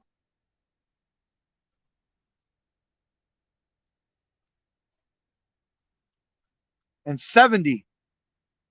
And it says, and for there shall be in every place in the next cities a great insurrection upon those that fear the Lord. They shall be like madmen, sparing none, but still spoiling and destroying those that fear the Lord Yahweh Bashem Yahushai. For they shall waste and take away their goods and cast them out of their houses. Then shall they be known who are my chosen, and they shall be tried as gold in the fire. Hear, O ye my beloved, saith the Lord Yahweh Bashem Yahushai, behold, the days of trouble are at hand, but I will deliver you from the same. Be ye not afraid, neither doubt, for your power is your guide. You see, and this is why we can never bring ourselves down, man. We can never lose hope. All right. When you give yourself doubt, man, that shit is a disease, man. That shit's like cancer. The more you doubt in your mind, all right, the bigger that doubt gets. And when you doubt, you give Satan room to come into your mind and sift you, man. Sift you out the truth. Have you bugged out? All right. What else we got here?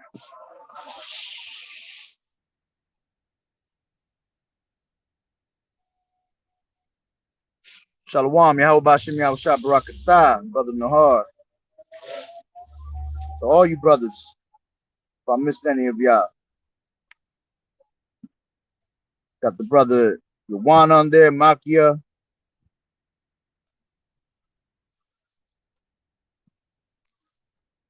He said finger licking good. This is Amos 5:18. Woe unto them that desire the day of the Lord. To what end is it for you? The day of the Lord is darkness and not light. All right. Yeah, the day of the Lord is darkness and not light. You people got a certain picture painted in your mind, thinking that Yahweh Bashem Yahushua is about to come with rainbows and butterflies, man. All right. He not coming with rainbows and butterflies, man. He coming with straight destruction. Yahweh Bashem Yahushua is a man of war. Exodus 15:3, man. He's a man of war. All right. As a matter of fact, let me grab that.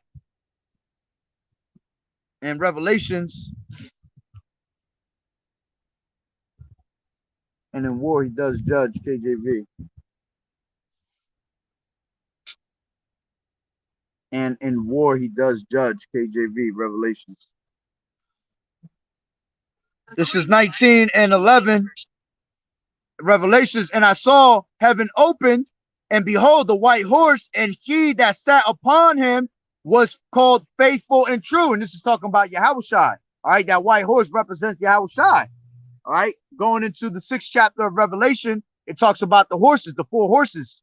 All right, you had the white horse, which was Yahushai, the red horse, which represented Esau, the black horse, which represented the society, the collapse of this place, also going into slavery. All right, and then you had the pale horse, which was that famine. All right, matter of fact, that's another one I should have brought out for the famine. All right, that goes into famine. This place being destroyed. And then it says, and he that sat upon him was called faithful and true, and in righteous he does judge and make war. You see, makes war. What did he say in Matthew 10:34? Think not that I come to bring peace. I come not to bring peace, but a sword. All right, division. All right, you got Ecclesiastes 33, where it says the life is set against death. All right, the sinner against the godly. All right, that's that division that's being brought up out here, man.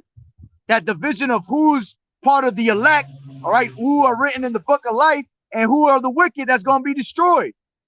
All right, there's only 2 you can choose from: life or death, godly or sinner. You see? So he's coming to bring division. That sword is to cut. Also, that sword is to bring destruction. And it says, in his eyes, this is 12, his eyes were as a flame of fire, and on his head were many crowns. And he had a name written that no man knew himself. And he was clothed with a vesture dipped in blood, and his name is called the word of Yahweh B'Shem Yahushai, man. The word of power. And that's talking about Yahushai, man. All right. He had that vesture dipped in blood, right? Because it represented all the slain of the Lord, man. That's why it says the slain of the Lord shall be many. All right. He came down. What? Who is this that come with dyed garments from Basra? All right. To bring it upon who? You know, these Idumeans. These damn white people out here, man. Which is the devil that the Bible speaks of. All right. Matter of fact, let me grab that real quick. In Isaiah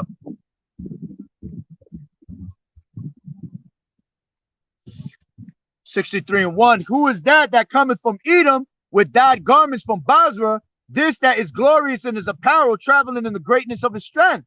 Talking about them chariots. I that speak in righteousness, mighty to save. Who's the only one that can save you, man? Yahushai, man. Yahushai represents what? Salvation. He is the deliverer. He is salvation. That's what the name Yahushai stands for, man, in the Paleo Hebrew. And it says, wherefore art thou red in thine apparel, and thy garments like him that treadeth in the wine fat? I have trodden the wine press alone, and of the people there was none with me. For I will tread them in mine anger, and trample them in my fury. And their blood shall be sprinkled upon my garments, and I will stain all my raiment. For the day of vengeance is in mine heart, and the year of my redeem is come. And I looked, and there was none to help, and I wondered that there was none to uphold. Therefore my own arm brought salvation unto me, and my fury it upheld me. And I will tread down the people in mine anger, and make them drunk in my fury. And I will bring down their strength to the earth. You see? So Yahweh B'Shem Yahushai is coming to bring great judgment, great death upon this place, man. Everybody's going to bow down to the slaughter, man. If you don't bow down to Yahweh B'Shem Yahushai now and acknowledge who's your true powers and that there is no God beside them, okay, you are going to bow down to the slaughter in that time, man. Going back to 2nd Ezra 16. Actually, Salakia, I was in 15. See if I had something else in 15. And as a matter of fact, what the brother brought out, yeah, that's what I was reading. Amos, all right? 5:18, woe unto you that desire the day of the Lord. To what end is it for you? And the day of the Lord is darkness and not light. Absolutely. It's darkness and not light. As a matter of fact, let me go into that. Amos. Let me go to 9 real quick.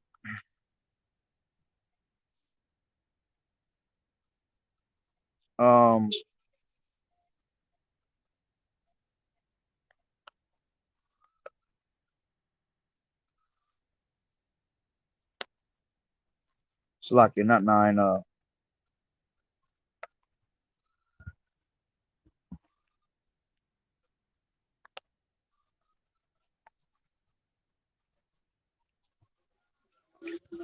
Amos 3:6. Shall a trumpet be blown in the city, and the people not be afraid? Shall there be evil in the city, and the Lord has not done it? Surely the Lord Yahweh will do nothing, but he revealeth the secrets unto the servants, the prophets. The lion has roared, who will not fear? The Lord has spoken, who can but prophesy? And that's all we can do. You can do nothing against the truth before the truth, man. All you can do is prophesy out here, man. If you're not prophesying, you ain't popping. All right, that's where it's at right now, man. Because by you prophesying the end of this place, man, Lord willing, Yahweh B'Shem Yahushai have mercy upon you, and you are to be able to be worthy to be on them chariots, man. You see? So Yahweh B'Shem Yahushai is the one that's bringing this destruction upon people, man. Good and evil. All right? He controls everything. Isaiah 45:7. All right, I form the light and create darkness. I make peace and create evil. You see, I Yahweh Ba'Shem Yahushua do all these things. He kill, he make alive. All right, he wounded, he healed. Now going back to what the brother had, Amos 5 and 18. I wanted the one underneath that, 19. And it says, because this is all part of Jacob's trouble. I'll read it from 18 again. Woe unto you that desire the day of the Lord. To what end is it for you? The day of the Lord is darkness and not light, as if a man did flee from a lion, and a bear met him, and went into the house, and leaned his hand on the wall, and a serpent bit him. Shall not the day of the Lord be darkness and not light? Even very dark, and no brightness in it. You see? And Yahweh Ba'Shem Yahushua gonna have people in predicaments like that, man. You're gonna be fleeing from a bear, big ass Yogi the bear, trying to talk to you and have a conversation. You running from his ass, okay? And then you're gonna run into a lion. You're gonna dip and dodge the lion. All right, you're gonna walk into a home, put your hand on the wall, and a snake bites you. You see? That's the things that people gonna be going through in these last days, man. Escaping one thing, going to another, so eventually Yahweh Ba'Shem Yahushua gonna get you, man. It's gonna be like that movie, The Final Destination, man. You see how in the movie they were always trying to escape death, but death kept coming. You see? You're not gonna escape your judgment. You're gonna be caught up at one point. And Yahweh Ba'Shem Yahushua is a character, man. He might put your ass in a horrible situation when you almost died, but keep you alive in that. You see? Just for you to suffer even more. That's why if you're a proud person, man, you need to get that fucking pride out of your damn head. Yahweh Ba'Shem Yahushua don't like proudful people, man. That's why when the time comes for them ICBM missiles, imagine that. You such a prideful person that you're going to be going through all types of shit during Jacob's trouble, running, you break your damn leg, fucked up ankles, you can't run no more. You come and get gnawed up by a damn bear, but he still keep you alive. All to bring a damn missile to your face later. Woo! That's horrible. That's why you got to fear Yahweh Ba'Shem Yahushua, man. Through the terror of the Lord, we persuade men. All right? When we come out and preach this word, you're supposed to be afraid of Yahweh Ba'Shem Yahushua. But see, Esau got y'all so warped up in your mind that y'all forgot what fear is. All y'all fear is him. The shit you're not supposed to be fearing, you fear. All right? Esau ain't nobody, man. Yahweh Ba'Shem Yahushua controls Esau. That's why I tell you in the scriptures, fear not him that can kill the body, but fear him that can kill both the body and the soul. All right? See, Esau can't do nothing to your spirit, to your soul. It don't belong to him. Yahweh Ba'Shem Yahushua is the father of spirits. Okay?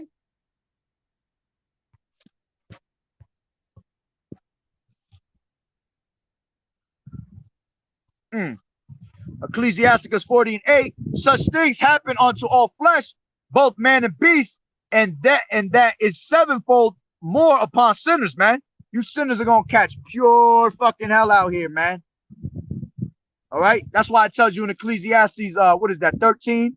Though a sinner do evil 100 times, all right, and his days prolong, all right, it's not gonna go well with him at the end of the day, man. See, Yahweh Ba'Shem Yahushua allow your wicked ass to keep doing what you're doing because you reserve for the day of judgment, like it tells you in Job. All right, you reserve for the day of judgment. Okay, as a matter of fact, what's that other scripture? Let me grab it real quick.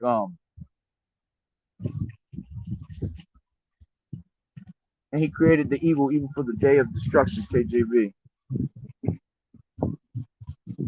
Yep. Proverbs 16:4, the Lord Yahweh Ba'Shem Yahushua has made all things for himself, yeah, even the wicked for the day of evil. All right, which that's really going into a lot of these damn Edomites. All right, but for you 2/3 too that want to play Daddy Esau's role. All right, John 8:44, ye are of your father the devil, and the lust of your father you shall do. Okay. Put this down.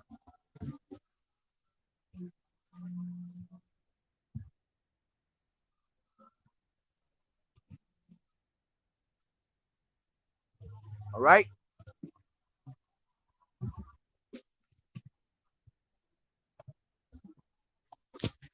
49, death and bloodshed, strife and sword, calamities, famine, tribulation, and the scourge. All right. These are all things set up for you, man. For you wicked ass people that want to hearken on to this, that don't want to hearken on to this word. Especially you so-called Negroes, Latinos, and Native American Indians. That's what Jacob's trouble is about. Who was Jacob, man? All right. Jacob was the son of Isaac. All right. And out of Jacob came out what? His 12 sons. All right. Which that's where the 12 tribes descend from. So Jacob's trouble is for you so-called Negroes, Latinos, and Native Americans, man.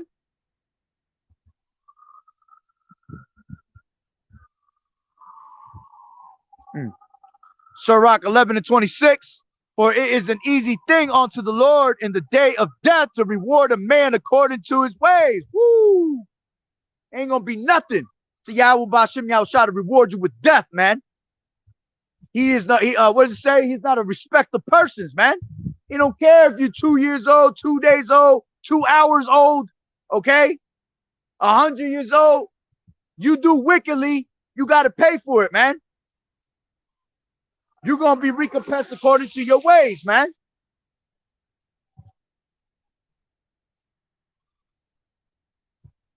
Matter of fact, I was thinking of a certain scripture too. Damn, what was it? I just forgot. Hold on. Let me see if it's in my notes.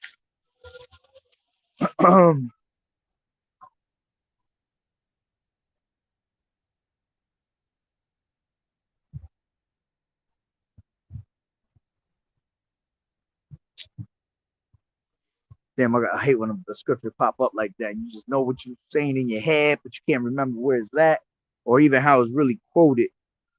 I just know I used it in a lesson a couple days ago. Oh,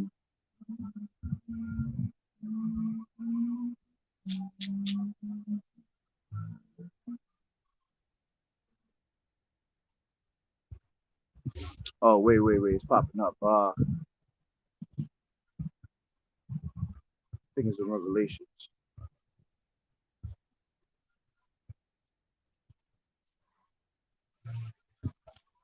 It is in Revelations. I can't remember where though. Damn. Let me see real quick. Salakia, bear with me.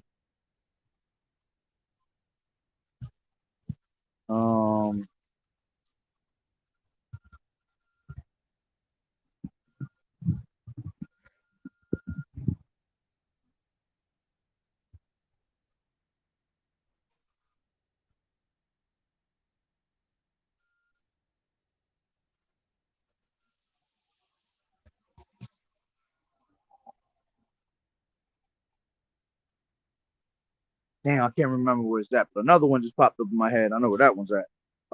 This is Ecclesiastes.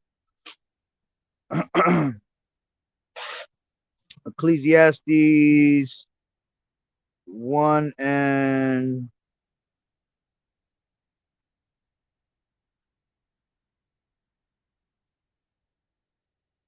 oh no, not 1, Salakia. 12 and 14. And it says, and Yahweh shall bring every work into judgment with ever secret Salakia. For Yahweh shall bring every work into judgment with ever secret thing. It looks like it should have been every, but they put ever. With every secret thing, whether it be good or whether it be evil. All right. So judgment is going to come upon you, man. You can't escape the judgment of Yahweh Bashim Yahushua, man, at all. All right. Even those that have died, if you die right now, all right, you're going to be risen up in the last day. When before Yahushua come, you're going to be risen up. And if you were wicked, you're going to catch a missile. All right. You're still going to be judged again. All right. The dead is going to rise. But if you were one that was righteous, the dead is going to rise and be up on those chariots first. If you were wicked, the dead is going to rise and you're going to catch a judgment of the missiles, man. All right. That's a double whammy for you. And if you were Israelite, then you're going to wake up in the kingdom of shame. You see, nobody's going to escape the judgment of Yahushua, man. There's no such thing as, oh, I died here now. Right now I died and I'm going to wake up in the kingdom and I'll be good. I'll be ashamed, but I'll be good. No, you still going to have to go through judgment, man. Yahweh Hashem Yahweh Shai got to make sure you feel it, all right, and bow down to the slaughter, okay? You didn't want to bow down while the time was open for you. Now you got to bow down, man. All right? So, let me grab,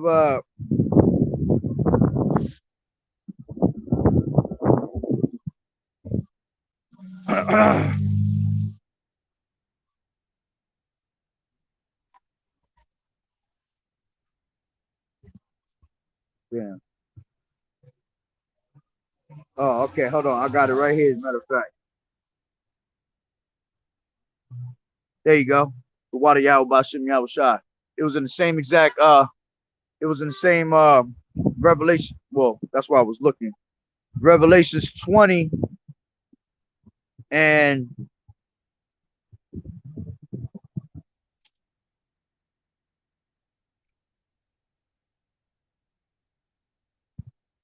Revelations 20, and I started at 11, and it says, and I saw a great white throne, and him that sat on it, from whose face the earth and the heaven fled away, and there was found no place for them. And I saw the dead, small and great, stand before Yahweh, and the books were opened, and another was opened, which is the book of life. And the dead were judged out of those things which were written in the books according to their works. And the sea gave up the dead which were in it, and death and hell delivered up the dead which were in them, and they were judged every man according to their works. And death and hell were cast into the lake of fire. This is the second death. And whosoever was not found written in the book of life was cast in the lake of fire. You see? So you better hope that you're written in the book of life, man. And if you die, all right, you pretty much just finished off your course, but your works follow you. Okay? As a matter of fact, let me grab that real quick.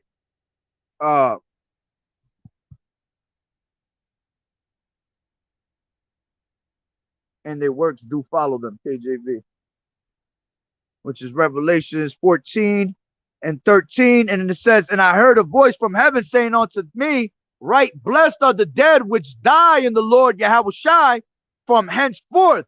Yeah, saith the Spirit, that they may rest from their labors and their works do follow them. All right. So there will be people that might die on this side, man, before these things happen. All right. But all they doing is resting from them their labors. Their works do follow them. All right. And when they are risen up in that last day, at that like it tells you in 1 Corinthians 15. And let me grab that real quick. 1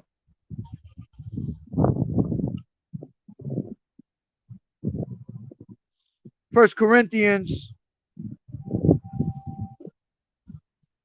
15 and I think it's like 54.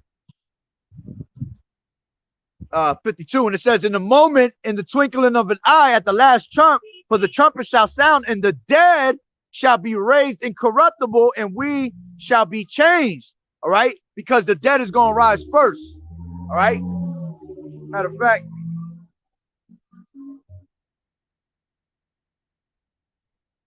and the dead shall rise first, KJV. 1 Thessalonians 4 and 16. For the Lord Yahweh Shai himself shall descend from heaven with a shout, with the voice of the archangel, and with the trump of Yahweh, and the dead in Hamashiach shall rise first.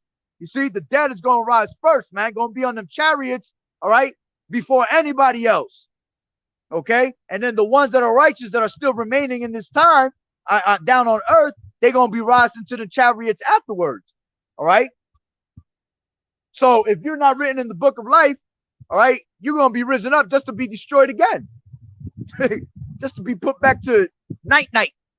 All right? Which you don't go to sleep, okay? I had a bug out that was posting some crazy shit talking about, oh, you don't go to heaven or hell, you just go to sleep. All right? No, your spirit goes back to Yahweh Shai, man. Yahweh Bashim Yahweh Shai. Your body turns into dust, goes back into the earth. All right. And then when Yahweh Bashim Yahweh Shai is usually after 3-4 generations, all right, you put into a new body and you come back reincarnated, man.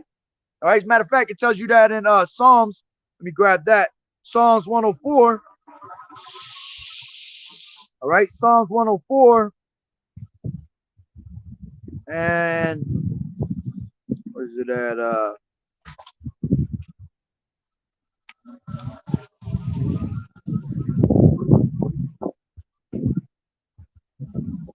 29. Thou hidest thy face, they are troubled. Thou takest away their breath, they die and return to their dust. Thou sendest forth thy spirit, they are created, and thou renewest the face of the earth. You see? So what happens is that Yahweh Bashim Yahushua hide our face from us. Why? Because we were so wicked, all right, that he pretty much he turned against us, man. He didn't want nothing to do with us, right? We are troubled, all right? We are troubled by what? Being under these curses, all these things that we go through, all right? Which these curses were to follow us all the way until we perish, man. Tells you that in Deuteronomy, the 28th chapter, okay? And it says, thou takest away their breath, okay? They die and return to their dust. Thou sendest forth thy spirit, all right? Meaning that when we return to our dust, the spirit gets taken, but then he returns, all right? Sends forth thy spirit. They are created, okay? And thou renewest the face of the earth, you see? Which at the end of the day, that's why it tells you that when we die, that we shall live again. I think it's the second Ezra's, what is that? Second Ezra's, thou die and thou shalt be judged again, KJV. Oh, no, Salah, I said it the wrong way. Or it came up anyway. What Yahweh Bashim Yahushai. Second Ezra 14 and 35. For after death shall the judgment come, when we shall live again, and then shall the names of the righteous be manifest, and the works of the ungodly shall be declared. Woo! As a matter of fact, that goes exactly with what I was just talking about. Call on Yahweh Bashim Yahushai. Bashim B'Kakutash. You see? So, you know, when you die, man, all right, you come back in reincarnation and you judge next life. This is why we got to pray for our life, man, for our past lives and this life, you know, that Yahweh Bashim Yahushua have mercy upon us for our wickedness in our past lives and of this life. Okay? That's why you see a lot of people dying now, man, because they were judged for what the things they did in their past lives and the things they did in this life, man. All right? So, off of that, oh, that's why I went into all those off of the scripture.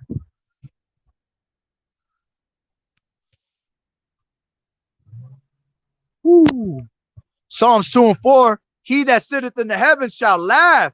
The Lord shall have them in derision. Exactly, man. When the time comes, all right, of your calamity, all right. Proverbs 1 and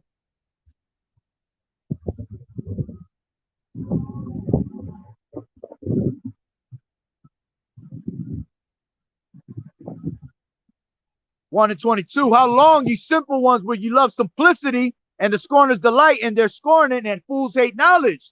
Turn you at my reproof. Behold, I will pour out my spirit unto you. I will make known my words unto you, because I have called and ye refused. I have stretched out my hand and no man regarded. But ye have set at naught all my counsel and would none of my reproof. I also will laugh at your calamity. I will mock when your fear cometh.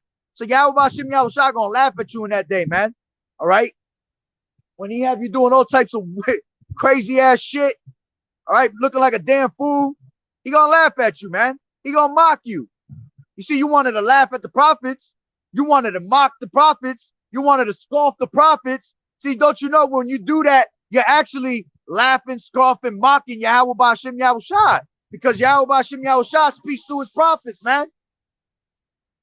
That's why it tells you that whosoever shall offend one of his little ones, all right, it was better that he had hung himself with a great millstone around his neck. That's the worst thing you could do, man.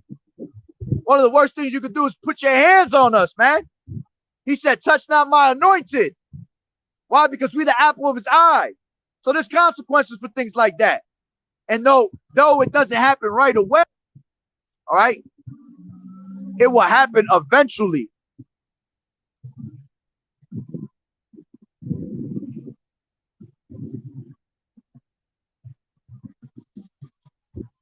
That shit threw me up, bro.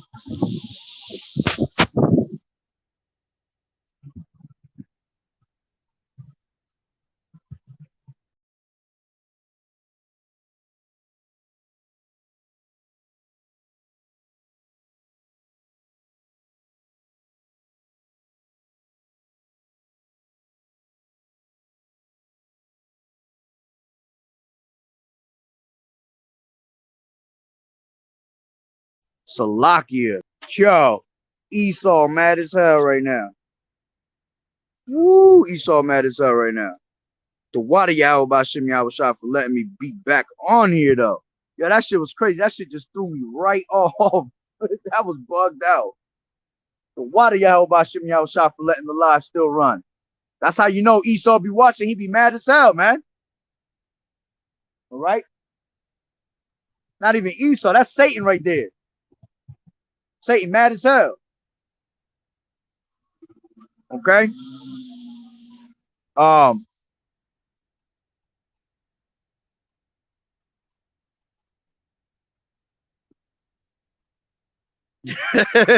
He said, I heard you don't go to heaven or hell. You go to Abraham's bosom. I heard that one before too. Brother made a video on that. He said, wake up from the dead just to be Sarah O'Connor. Live stream still good? All right, Con. Yeah, they be bugging, man. Oh, I'll bring that out. Proverbs 13:13. Whoso despiseth the word shall be destroyed, but he that feareth the commandment shall be rewarded. Exactly.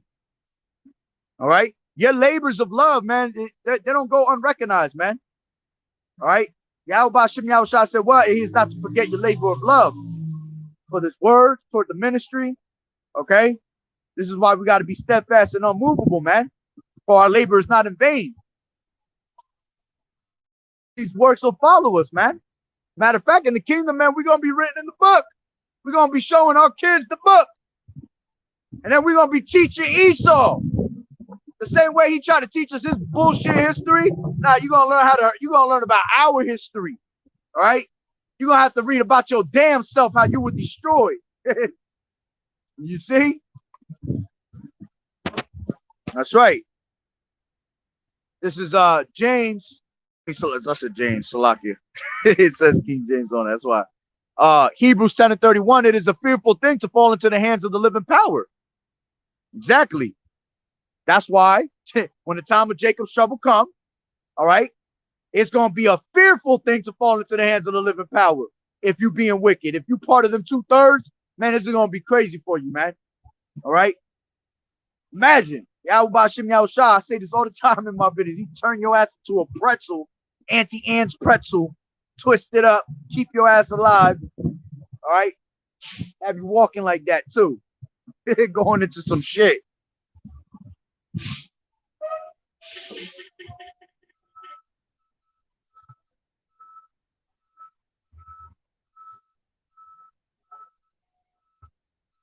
Shalom, shalom, Yahweh Shem Yahushua Barakatam. All right, so pretty much going in, that was into Jacob's trouble. All right, a whole lot going into Jacob's trouble. Jacob's trouble is upon us, man. All right, and what's going to happen in the middle of Jacob's trouble? All right, eventually that dollar's going to fall, man. All right, which is going to really stir up things on a high note, man. All right, it's going to have people going crazy when that dollar falls, because a lot of you believe that that's all you care about is money. Prophets, what does that say? Richest prophet out of the day of wrath, man. All right, richest prophet out of the day of wrath. For the love of money, all right, is the root of all evil. Okay, when you put money before anything, that's the root of all evil, man. Money itself is not evil because you have to use it to survive in this place, man. All right, but when you put money before anything, okay, that's when it becomes evil. All right, many people fall out of this truth. Many people just fall out of life, period, because they put riches before everything. But see, the dollar's gonna fall, and there's gonna be a time, all right, when it's going to be your gold and your silver is going to be casted out into the streets along with your money. So money's going to be worthless. As a matter of fact, these damn fucking elites don't use no damn money. All right? See, money, the monopoly money was only made to be distributed out to the ghettos, man. To be distributed out to the people that are not the elites. This is why we kill ourselves for it, man. While these damn elites are out there laughing and giggling, they ain't got no damn dollar in their pocket. All right? They have black cards and shit like that, man. If that. Because they probably already walk around with microchips and shit. All right? But they don't use no money. Money is made for us to kill ourselves over it. All right? And at the end of the day, they can print that shit all day long. I want to sit there and tell your ass that they in a fucking deficit, a deficit and a half that they can't get out of, which that's scriptural. All right? And Habakkuk. All right? That's that thick clay. This is Habakkuk 2.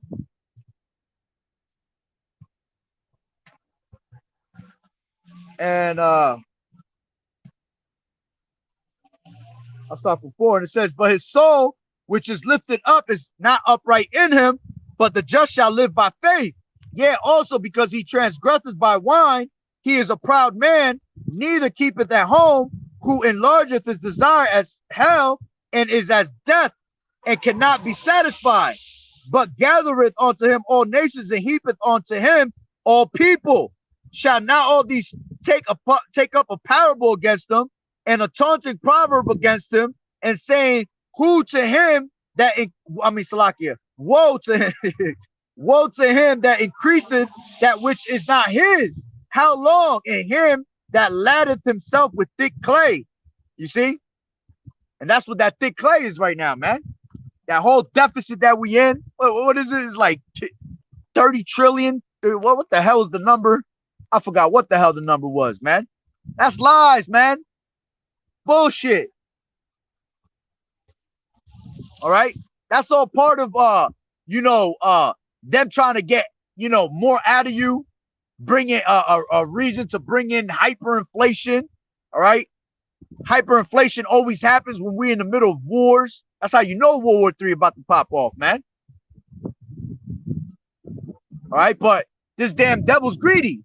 Everything around him is not his. All right, he increases everything by his riches.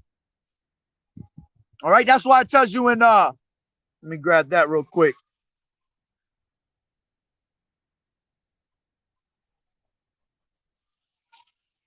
This is Ecclesiasticus 10 and 8, because of unrighteous dealings, injuries, and riches got by deceit, the kingdom is translated from one people to another. All right, which he just been, man, woe unto them that establish a city by iniquity, man. All right, bloodshed. This place is built on bloodshed, iniquity.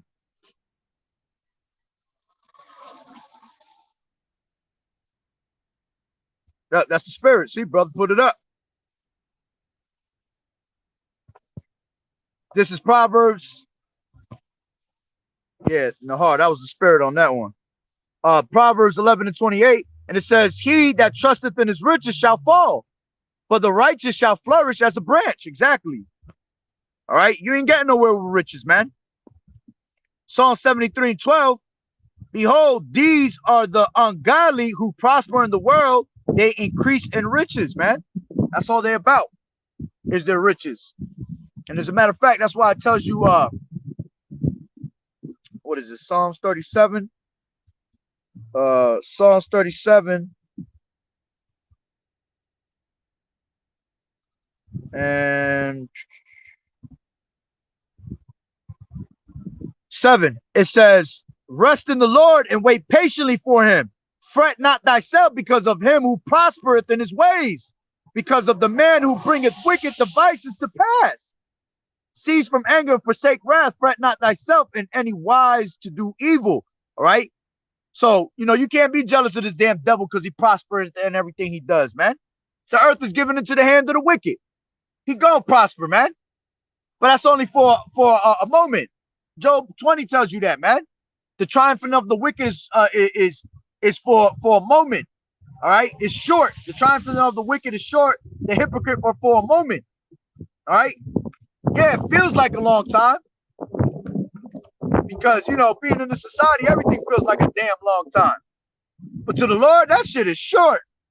If you want to go according to YAHAWAH'S Yahawashi time, man, that ain't nothing. One day to YAHAWAH'S Yahawashi is 1,000 years. You see? So his rulership is for a moment. So again, at one point, this place is going to fall, man. The economy is going to collapse, which is going to bring in that new world order. All right. Which that will be going into what? That chip. Salakia. Let me get that. This is Revelations 13. And I'll start from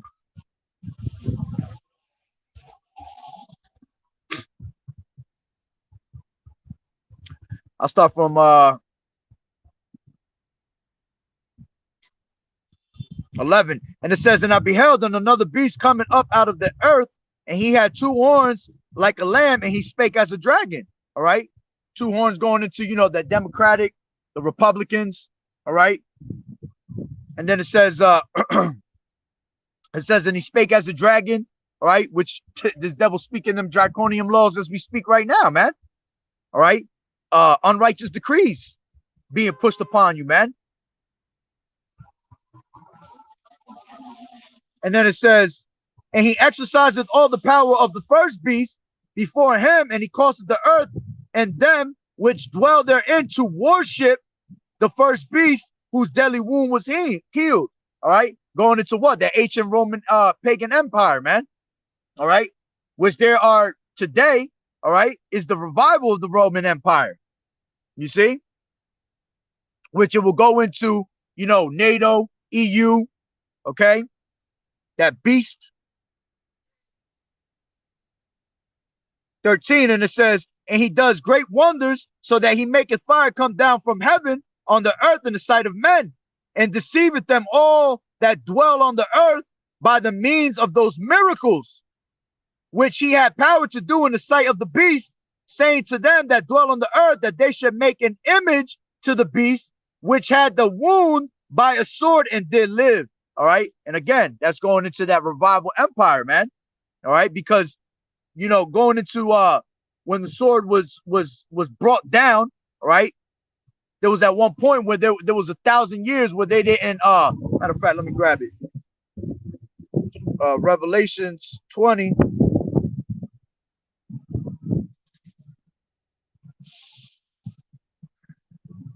It says 20:1, and it says, then I saw an angel coming down from heaven with the key to the bottomless pit, which the bottomless pit represents Europe, and a heavy chain in his hand.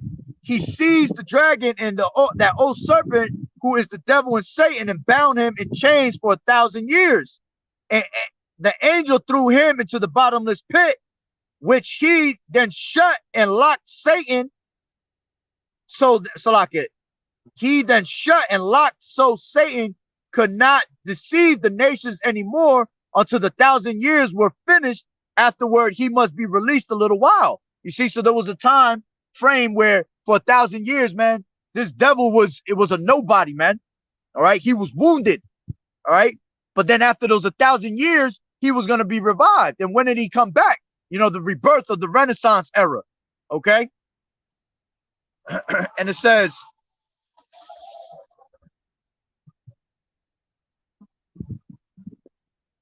let me read that again. 3, that angel threw himself into the bottomless pit. The angel threw him into the bottomless pit, Salakia, which he then shut and locked, so Satan could not deceive the nations anymore until the 1,000 years were finished. Afterward, he must be released for a little while. So he wasn't able to deceive anybody for a while, man. All right, but when the time came for the rebirth, the Renaissance era, all right, what did they do? They started deceiving the nations once again. All right, Renaissance art, You know, they sought to paint the likeness of their images. All right, they started whitewashing everything. Okay, and started, you know, deceiving the nations once again. And then it says down to 8. I mean, not 8. Yeah, 7. Salakia. When the 1,000 years come to end, Satan will be let out of his prison. He will go out to deceive the nations called Gog and Magog, and every corner of the earth he will gather them together for battle, a mighty army as numberless as sand along the seashore. You see? So he was able to come back out, all right, come back into rulership.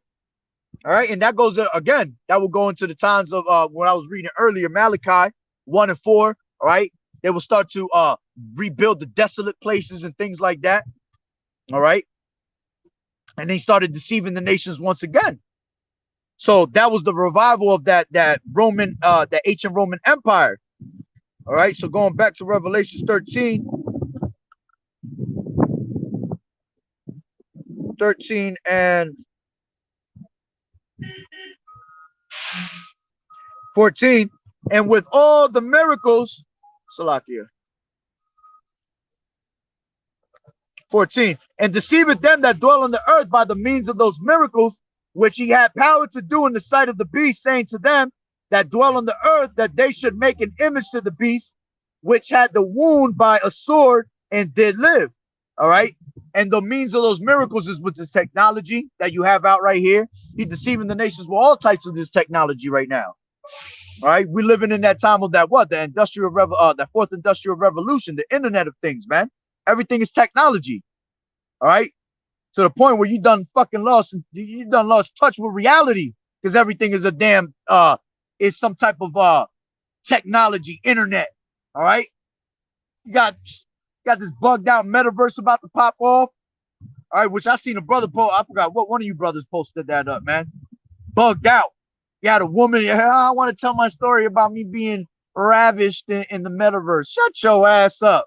Holy shit. That was one of the craziest shits I read. All right. Bugged out. Okay. This brother's guy here real quick. All right. So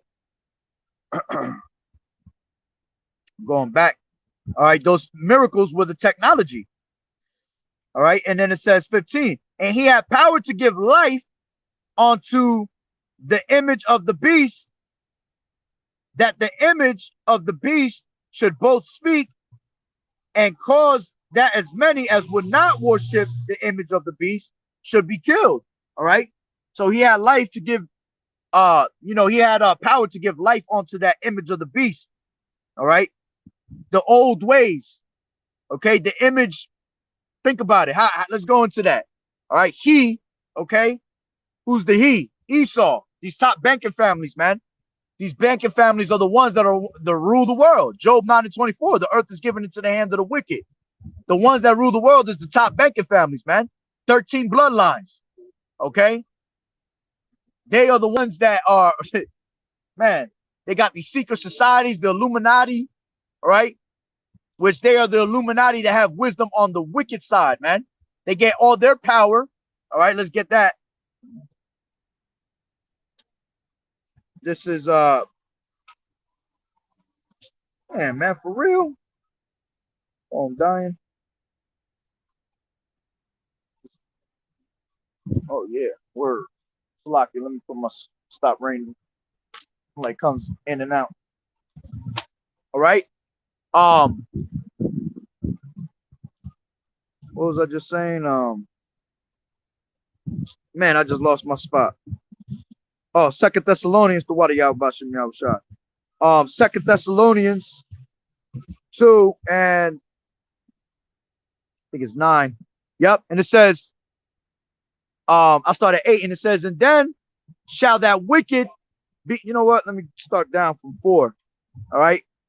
And it says, who opposeth and exalteth himself above all that is called God and that is worshipped, so that he as God sitteth in the temple of God, showing himself that he is the Most High. This damn devil thinks that he's the Most High, man. She was virtually ravished.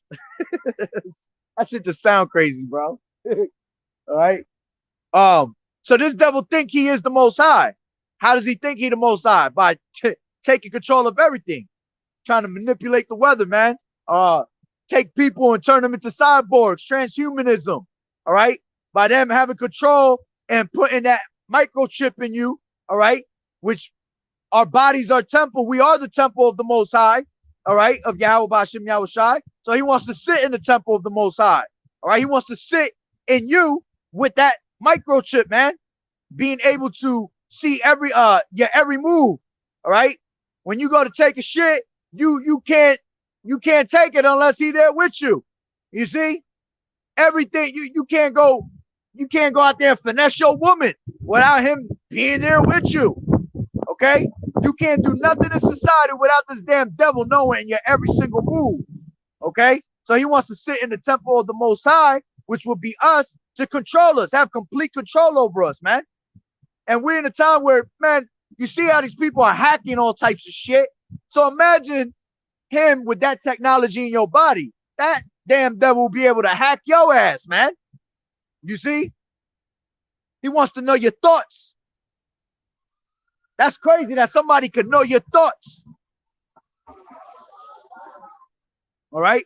So it says, remember ye not that when I was yet with you, I told you these things, and know ye not, and now ye know what withholdeth, and he might be revealed in his time. And he is being revealed, man. Jeremiah 49, man. Esau has been made bare, man, that he cannot hide himself no more. Which he is that son of perdition. He is that wicked that's being revealed right before your eyes through the spirit and power of Yahweh Bashim Yahushai, man. See, we would not be able to tell you these things unless Yahweh Bashim Yahushai has given us the secrets to tell you. That's why all praises go to Yahweh Bashim Yahushai always, man. And then it says, for the mystery of iniquity does already work. Only he who now letteth will let until he be taken out of the way. And then shall the wicked be revealed, whom the Lord shall consume with the spirit of his mouth, which is the prophets, and shall destroy with the brightness of his coming. All right. Yahushai. And it says, even him whose coming is after the working of Satan with all power and signs and lying wonders, and with all deceivableness of unrighteousness in them that perish, because they receive not the love of the truth, that they might be saved. And for this cause Yahweh shall cause them strong delusion, that they should believe in a lie. And these people, these 2/3, y'all believe in lies, man. Okay? You believe in lies, man. That's why I say, if the gospel be hid, which is what 2 Corinthians 4:3, if the gospel be hid, it be hid to those that are lost. All right? Who the God in this world, okay? Let's grab that real quick. 2 Corinthians 4:3, and it says, in whom the God of this world has blinded the minds of them which believe not, lest the light of the glorious gospel of Hamashiach, who is the image of Yahweh, should shine onto them. You see? So the God of this world, who's the God of this world? Esau, man. He has blinded the masses, man. All right? Which ultimately it comes from Yahweh Bashim Yahushai blinding you, man. Okay? Exactly, brother. Just put it up. Strong delusion. You guys are under that strong delusion. And for this cause, Yahweh shall send them strong delusion, that they might believe in a lie, man. Y'all believe in all types of lies. Here it is. We got the truth. We're bringing it out to you. Lord willing, we are those men. And you look at us and like I tell you in Zechariah 11, they push away the shoulder. All right, 7 and 11. Zechariah, they push away the shoulder. All right, they despise the truth. Well, you're going to learn the hard way. Okay, you're going to have to learn by death. Death and pain is how you're going to learn, man. All right, so going back to 2 Thessalonians 2, I'm going to read that one more time. 9. Okay.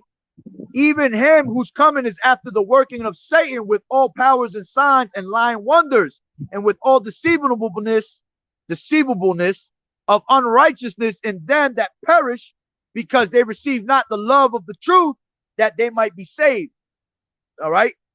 So this damn devil, with all his miracles, all his technology, man, that's all after the working of Satan, man. Which Yahawah controls Satan. So this damn devil doesn't even understand himself that Yahweh is the one that is programming him to know this knowledge, man, to have the knowledge of these things, to build this internet, to build this technology, that technology, which I know his damn ass wish he never would have made the damn internet. If that's how this word was to be able to be spread out throughout the four corners of the earth, through the internet, the unicorn. All right, and it backfired on him. That's why soon to be is soon to be taken out. You know, that famine of the words coming. You're only gonna be able to find certain things on the internet. Wicked things. That's all you're gonna find. Things that's gonna bug your ass out, all right, and make you fall for the image of this damn beast of this system. But you ain't gonna find no truth. No, you definitely ain't gonna find no truth. All right. This is Revelations back 13 and what was I?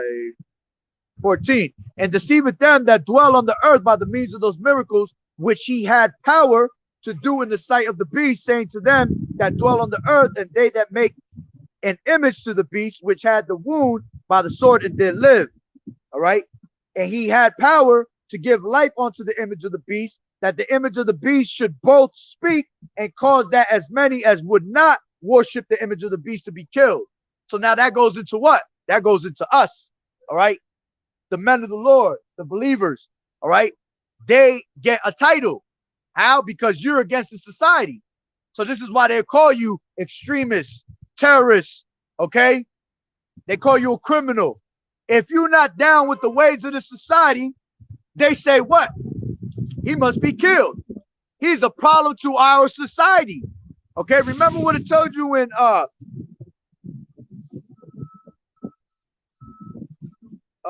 Wisdom of Solomon 2 and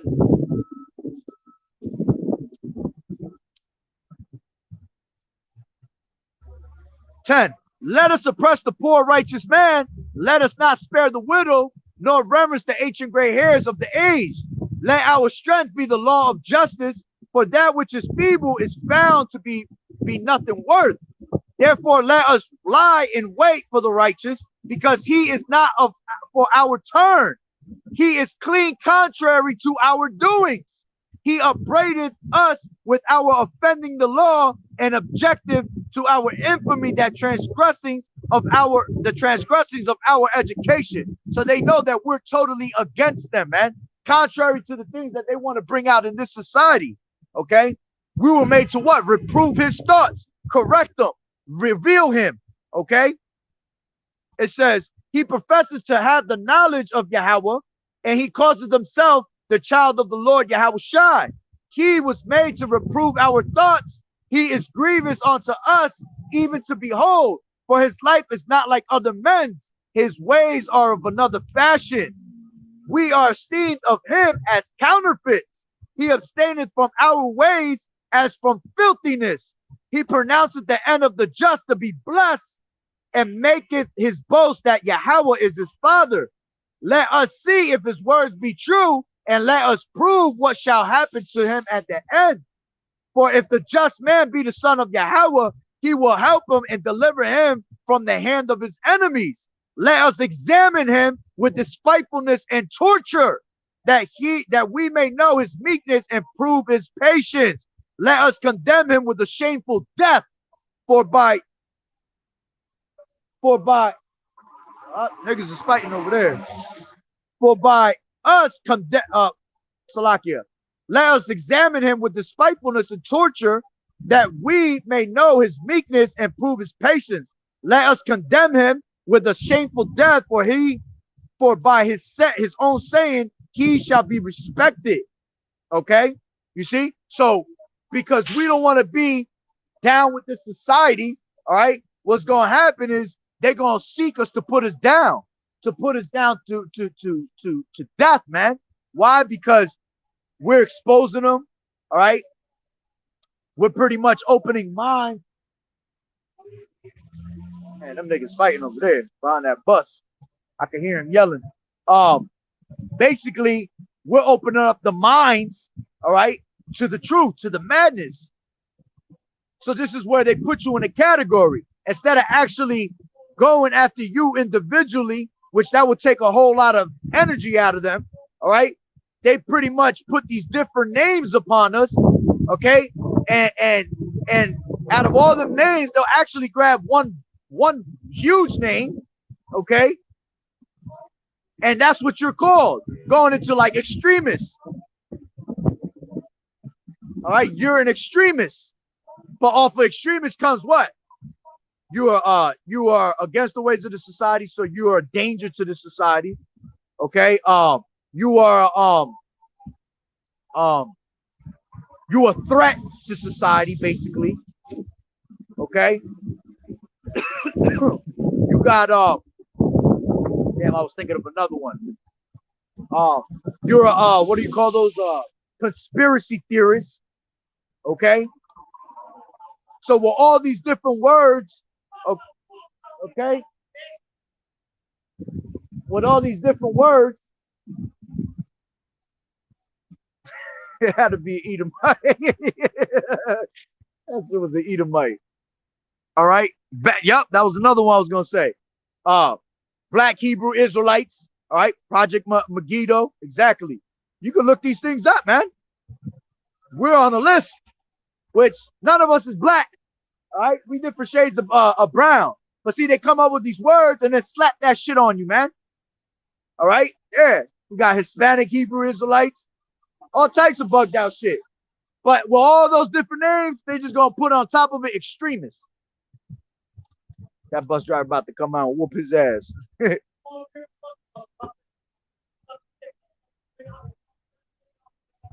Oh man, that's Esau. That's a profane person right there, talking some crazy shit. Anyway, back to what I was saying. So with all those different names, they'll just slap one name on it. And then they'll brainwash the masses, all right, to make you believe that that's what we are, that we crazy. We are a threat to society, that these people need to be taken off the streets, all right, that these people have to, they're bringing up, what was it they said? Biden said some crazy shit. He said, he said something about the things that we preach on the internet is bad to people's health. Some crazy shit like that, man. Bugged out, man. And these people will believe it because why? Just like the brother I just put. They start believing in lies and shit like that, man. All right. Yo, it's funny you put that because that's exactly what I was just thinking about. Because he said, come out that bus and I'll rip your damn shit off and I'll stick it up yo. Yo, this guy, you know that's Esau, bro. Let me read that. Hebrews 12:16, lest there be any fornicator or profane person as Esau, who for one morsel of meat sold his birthright, man. All right? You ain't gonna find no more person more profane than this damn devil, man. They are children of fools, man. All right? Children of base men, viler than the earth. All right? True scum of the earth. All right? So going back. All right, so they'll put all these names on you, all right, and pretty much have the whole world turn against you. You know, domestic terrorist, all that. And what do you do with those type of names? What do you do with a terrorist? You put them down to death. All right. These so-called conspiracy theories, you hear about them all the time. They come up missing, they get put to death, all that, man. So it's the same thing that's telling you right here. All right. Matter of fact, since I'm in Wisdom of Solomon 2, let me just finish this last part. It says, where was I? Oh, 20. Let us condemn him with a shameful death, for by his own saying he shall be respected. Such things did they imagine and were deceived, for their own wickedness has blinded them. Yeah, because at the end of the day, Yahweh is going to lift that standard up, man. They're not going to be able to do any of that, man. All right. he taketh the crafty and their he taketh the wise in their craftiness, right? So that the enterprise cannot be established, something like that. Salakia. It's pretty much in those words, not worded the proper way I said it. All right.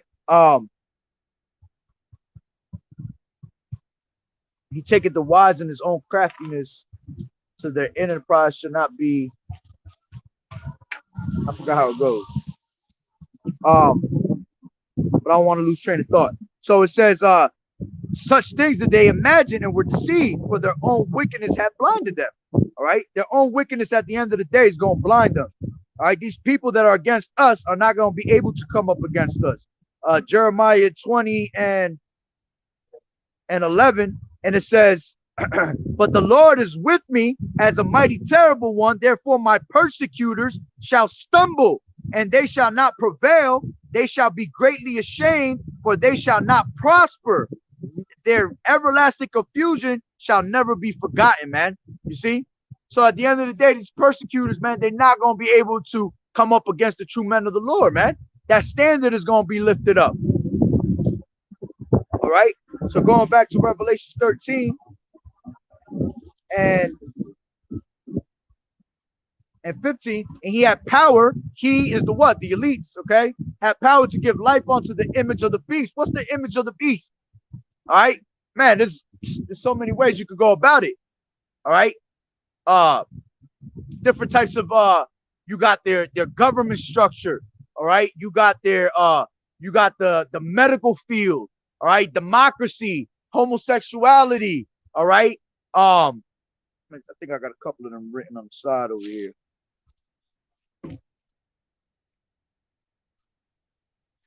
This is on the side.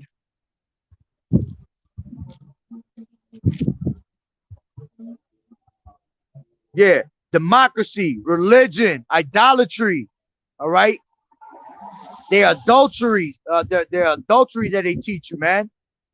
Covetousness. All right. And at the end of the day, the other things like the government setups, the same way they got these government setups is the same way these ancient Roman empires had their government set up, man. Okay. All that is that image of the beast, which the ultimate image is going to be that what? That new world order. You coming into the ways of putting that MOTB in your body, man. That's the ultimate image. Because when you put that mark in you, man, that's you being branded as a fucking slave, man. You're going to be that ultimate slave for this damn devil, which we're going to get into that real quick. All right. And it said he had power to give life unto the image of the beast, that the image of the beast should both speak and cause as many as would not worship the image of the beast should be killed. All right. So those that are against the ways of the society, not down with their image, all right, they're going to be looking for them to be put down to death, man. All right. And it says, and he causeth all, both small and great, rich and poor, free and bond, to receive a mark in their right hand or in their forehead. All right. And when you go into that word mark, which you brothers already know, but you never know who's listening. All right. That word mark goes into charagma. Okay. Which is an actual physical mark. All right. It ain't no, white Jesus. All right. It ain't white women. Okay. You got a whole bunch of different philosophies out there of what could be the mark. Okay. Christianity. No, it ain't none of that, man. It's an actual physical mark, man. We live in the fourth industrial revolution, the Internet of Things. So it's going to be an actual device. Okay. RFID chip, man. And then it says, mark, charagma. It says a stamp or imprinted mark of a mark stamped on the forehead or on the right hand as the badge of the followers of the Antichrist. All right, the anti-Hamashiachs. Anybody that's the anti-Hamashiach, okay, is those that are against this truth, against YAHAWAH'S. All right. So by you putting this badge, okay, taking this damn mark, it's showing that you are against YAHAWAH'S. That's right. Woo. Facts. Facts. As a matter of fact, let me bring that back. Let me bring that out since you brought that out.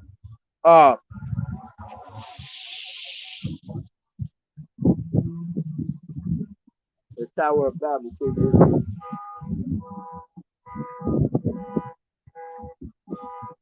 This is Genesis 11 and And it says, and the whole earth was of one language and of one speech. You see? And this is talking about the time of the Tower of Babel, like the brother brought out. All right? Because pretty much that's what they're trying to do. They're trying to what's the word I'm looking for? They're trying to do the same exact thing, how everything was in one speech, all right? What did it say? It was in one language, one speech, all right? That's how the New World Order is. Everything is one. Everything is one, united in one nation, all right? They want to be speaking basically one language, the same thing, all right? New World Order going all into being one God that they worship. You see? So it goes back to the times of the Tower, exactly, world unity, all right? They're trying to copy of what was in the times of those days, man, which in the Tower of Babel, that's how we got these different languages, all right? And in that process, all right, that remnant was always saved. Believe it or not, all right, that Lashawan Kadash continued on, man. That's right. Yep. Word unity, which is technical Satanism. Exactly, man. Exactly. So they want us to be all in one. All right. And it's funny because they try to copy what we're supposed to be doing. We're supposed to be what? One accord. All right. We're supposed to have one God, Yahweh. All right. In the name of Yahweh Shai. You see? This is how you know that he's trying to be the Heavenly Father, man. He wants to do the same exact thing. And this is how you know they read the scriptures, man. That's why if you ever watch that movie, The Book of Eli, man, I love that movie. I watch that movie all day. All right. You see how the damn devil, all right, said that it's just not a book. All right. With that book, he was able to control the masses. This is how they're able to control you today. Because they have the book in their hands, man. They know the truth to those scriptures. All right. So they know how to, they know how to move in their society accordingly. Okay. So going back, all right, charagma, a stamp and imprinted mark of the mark stamped on the forehead or the right hand as the badge of the followers. And you see that, man. You see it is being shown right before your eyes, man. All right. As a matter of fact, now that I'm speaking about it, this is how close we are, closer than you think, with the MOT being mandatory. I went to the store the other day, store right down the street from me, little ass gas station store. I was talking to the one guy, and he asked me what he was asking a couple of questions and shit, and I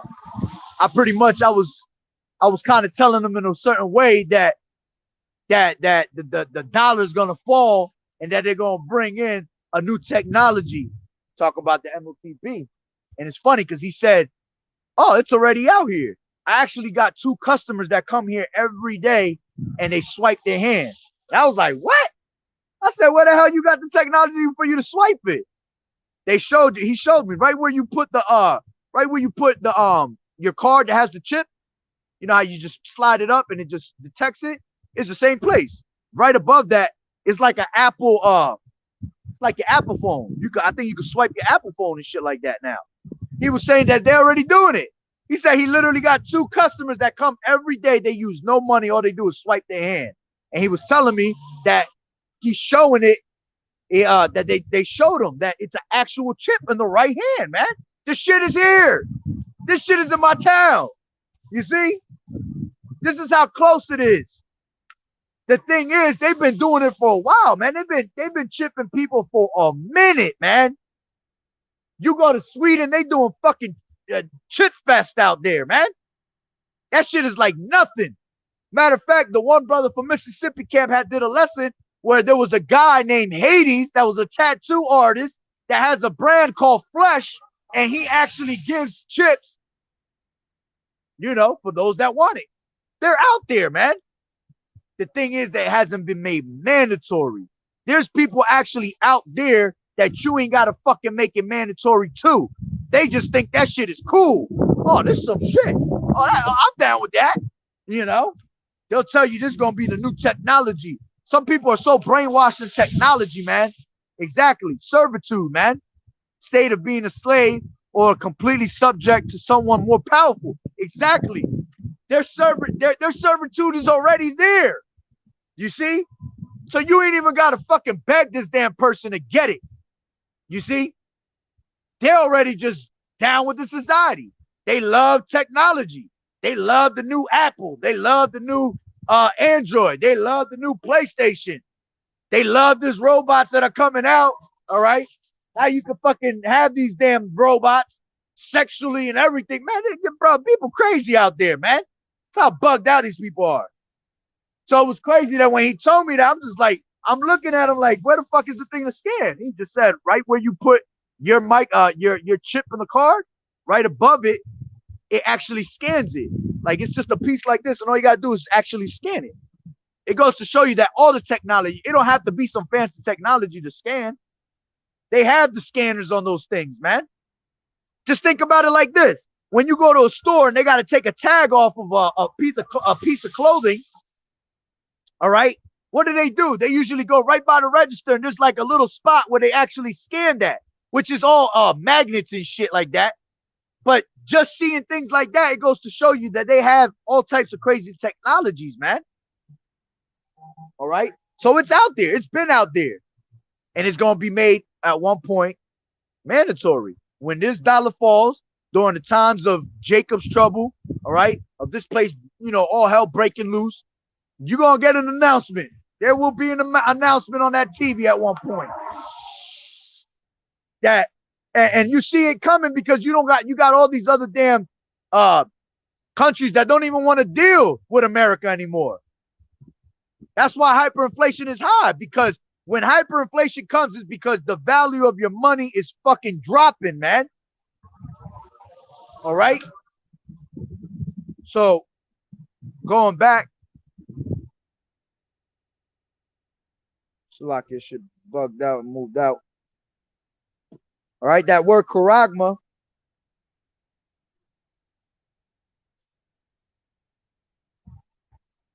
That word charagma goes into karax. That's the root word of charagma. All right. Which karax goes into a pale or stake, a palisade or rampart, pales between which earth, stones, trees, timbers are heaped and packed together. All right. Now, a pale or a stake, if you look at how they're using, what they're using to push in that MOTB into your skin, it's in the form of a cross, and it's pretty much a stake, man. All right. Something that gets driven into your skin. All right. Which is an actual incision. All right. Matter of fact, let me go back, because charagma, I didn't get to read that bottom part. All right. It says the mark branded upon horses, thing carved. All right. Sculpture, graven work of idolatrous images. So it's an actual thing carved into your skin. When you grab a pale or a stake, and the way these damn needles are thick as hell, it's going into your skin. All right. And in Leviticus, it tells you what? Thou shalt not make no cuttings into your flesh. All right. This is how you know that's like all types of sin happening at once. Okay.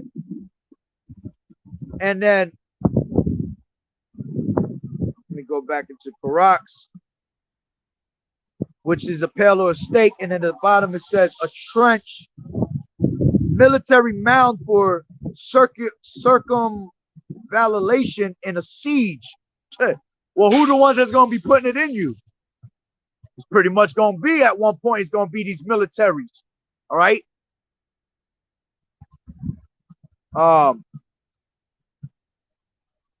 Let me go into let me keep reading it actually. All right. And then it says, and that no man might buy or sell, save he that had the mark, or the name of the beast, or the number of his name. All right. And they're pretty much showing you that now with gradualism. All right. They're showing you that without this yo jabba jabba, you can't buy, you can't sell, you can't do nothing in society without it. Which that is not the MOTB, man. Because you got people really thinking that that's the mark. It's not. That's just being used to usher it in. All right. That's what's being used to show you that gradualism. So by the time they come and push that MOTB on you, all right, you're gonna be so tired of that damn yo jabba jabba that your ass is gonna beg for it. Your ass is gonna actually beg for that MOTB, man. They ain't gonna have to beg you like they're begging you now with this damn yo jabba jabba, man. You gonna beg for it. Because there's gonna be so much shit going on, famine, all that, man, that people gonna beg for that, man. They're gonna want to go back into the ways of society. All right. And then it says the name of the number of the beast, or the name of or the number of his name. All right. Which when you go into that number too, all right, when you go to the stores, you have products that have that scan, that barcode, man. All right, which in those barcodes, there's 3 fat lines in there, which those 3 fat lines, those lines actually represent 666. All right. So us are having the MOTB, you're gonna be scanned just like a product at a store. All right. You literally gonna be a product to this society. Going into, like the brother had put, you're gonna be that damn fucking that man in servitude, man. Okay, and then it says, here's wisdom, let him that have understanding count the number of the beast, for it is the number of a man, and his number is 603 score and 6. All right, and that number 666 goes into Chi Phi stigma. All right, which stigma goes into, let me see if it comes up on here. All right, stigma, I think they don't ever let you see it in here.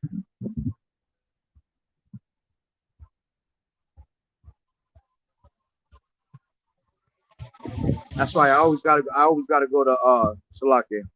I always gotta go to Galatians for that. Because when you go to Galatians, it has that word mark.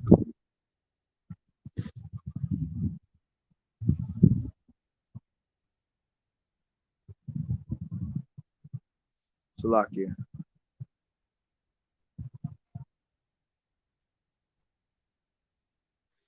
Galatians 6 and 17, and it says, for henceforth let no man trouble me, for I bear in my body the marks of the Lord YAHAWAH'S. All right, and that's not talking about the mark of what's going on in Revelation 13, but the word mark here, when you look it up, it goes into stigma.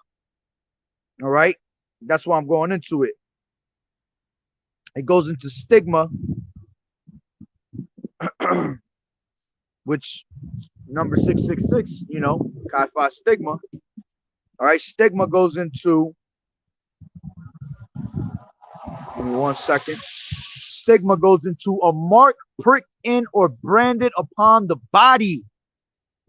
All right, to ancient Oriental usage, slaves and soldiers bore the name or the stamp of their master or commander, branded or pricked, cut into their bodies to indicate what master or general they belong to. And there were even some devotees who stamped themselves in this way with the token of their gods. You see? So you getting that stigma in you, that's how you know it's an actual physical mark. All right? That's going to be put on you to brand you as a product of their image, their society, a badge of servitude showing that you are against Yahawah, man. Okay? And it says that they were used for as a token of their gods. Yeah, you putting that in you is showing that that's a token that you serve your god Esau, man. It says a mark pricked in or branded up upon the body. See, it's pricked into your skin. It's physical. And this is what's about to come upon us, man. When that collapse of the dollar happens, this is going to happen right before your eyes, man, which is already here. All right. The ones that are getting is these damn fucking Edomites. These Edomites don't care, which we don't care if you could take 10 of them, take 12 of them. Hell, shit. Put one on your crack if you want. All right. It don't matter. These scriptures don't pertain to you. All right. But to you so-called Negroes, Latinos, and Native American Indians, man, you don't want to do that. All right. Because what did it say in Revelations 19? All right. Revelations, I mean, Salakia, 14. Revelations 14:9. It says, and the third angel followed them, saying with a loud voice, if any man worship the image, the beast in his image, and receive his mark in his forehead or in his hand, the same shall drink of the wine of the wrath of Yahweh, which is poured out without mixture into the cup of his indignation. And he shall be tormented with fire and brimstone in the presence of the holy angels and in the presence of the Lamb. You see? So you're going to have to feel the wrath of Yahweh Bashim Yahushua, man, if you take it. All right? A grievous sword is going to fall upon, I think that's in chapter 16. All right? Yep. 16:1. I heard a great voice out of the temple saying to the seven angels, go your ways and pour out the vials of the wrath of Yahweh upon the earth.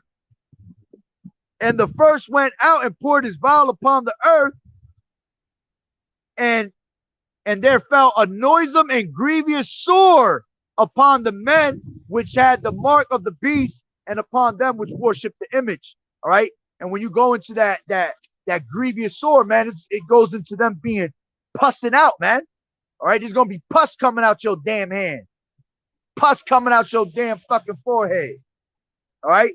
What you see, you know it's truth, because you got Elon Musk out there, all right, about to start chipping brains, man. How do you explain that? All right, when you go into that word forehead, it goes into when you go deeper into it, the root word, it goes into behind, because it says the space between your two eyes. But then if you go into the root word of that, it says behind. So what's behind the space between your two eyes? Your damn brain. So they're going to be putting it in your brain, man. All right. But see, we don't have to worry about that. We don't have to worry about these things, because the hour of temptation is going to come upon us, which we're getting close to it. All right. But what did it say in Revelations 3:10? All right. For the hour of temptation cometh upon the whole earth to try them. All right. But what did it say for us? It said that because thou hast kept the word of my patience, I will also keep thee from the hour of temptation. You see, Yahweh Bashim Yahushua is going to be with us in that time, man. He's going to keep us away from those things. That's why you got to throw prayers up all the time. All right, Matthew 6. Lead me not into temptation, but deliver me from evil. All right. So that mark, man, is coming right upon us. And in the presence of that mark, that's how we're going to get World War III, man. You see? That's how we're going to have World War III come about us. Because this mark is going to be tried throughout the whole world. Everybody is going to have to pretty much be brought to the hour of temptation. And a lot of these other nations ain't going to be down with it, man. This is how World War III is going to be brought out, which the beast is already hating the whore, okay? Little by little. But they really going to hate the whore in that day, man. And this is how you're going to have America being made desolate. All right. Isaiah 34 talks about that. Okay. Matter of fact, let me grab Psalms. I mean, not Psalms, Salaki, Jeremiah. I think it's 50. This is Jeremiah.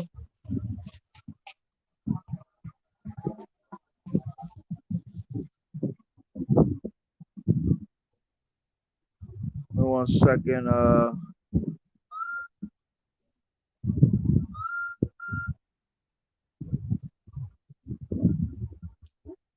What the hell is this?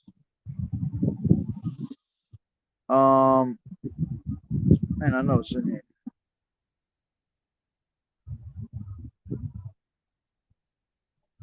(22) 50 and 22, Jeremiah, and it says, a sound of battle is in the land and of great destruction.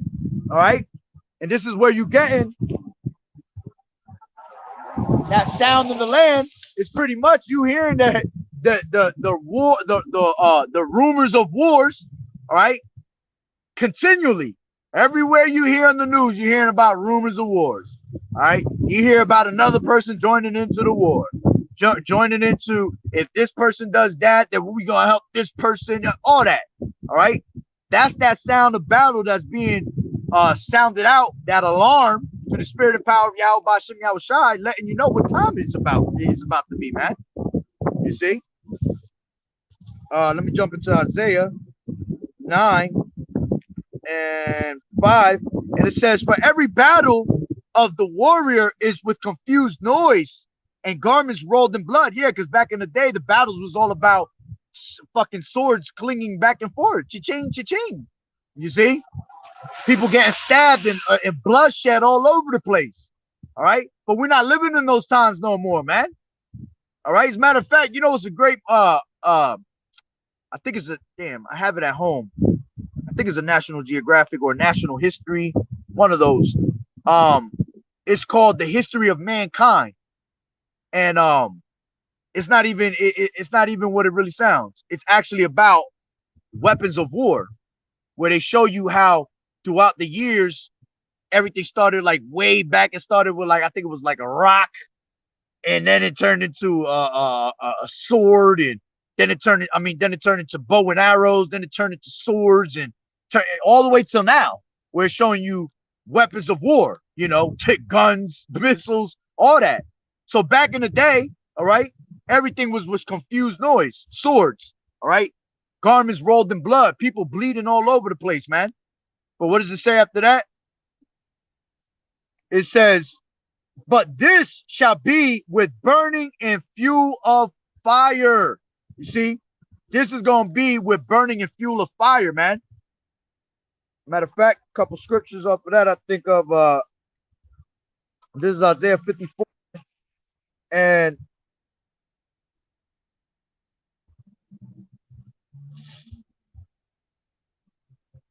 16. Behold, I have created the smith, which is the modern day scientist, that bloweth the coals in the fire, and that bringeth forth an instrument for his work.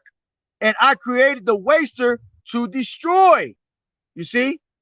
The waster. These motherfuckers, bro.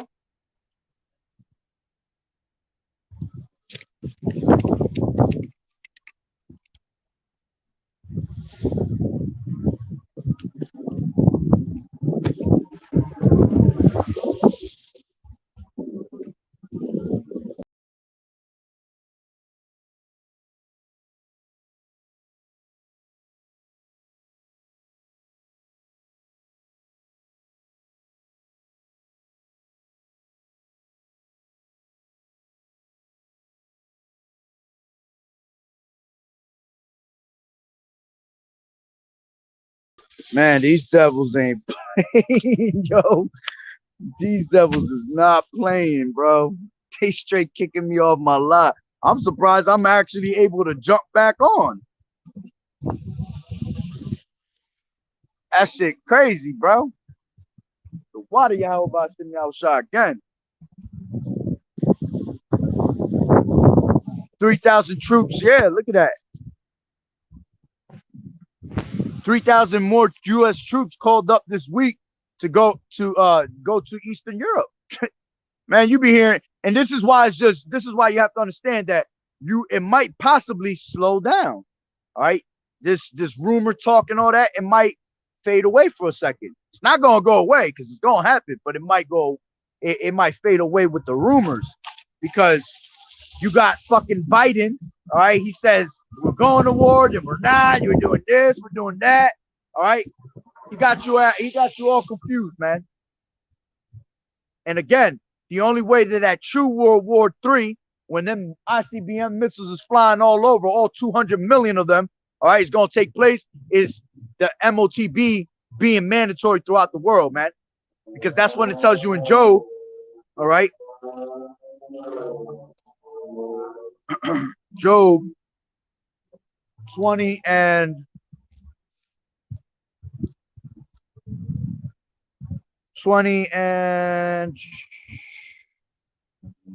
22. In the fullness of his sufficiency, he shall be in straits, every hand of the wicked shall come upon him.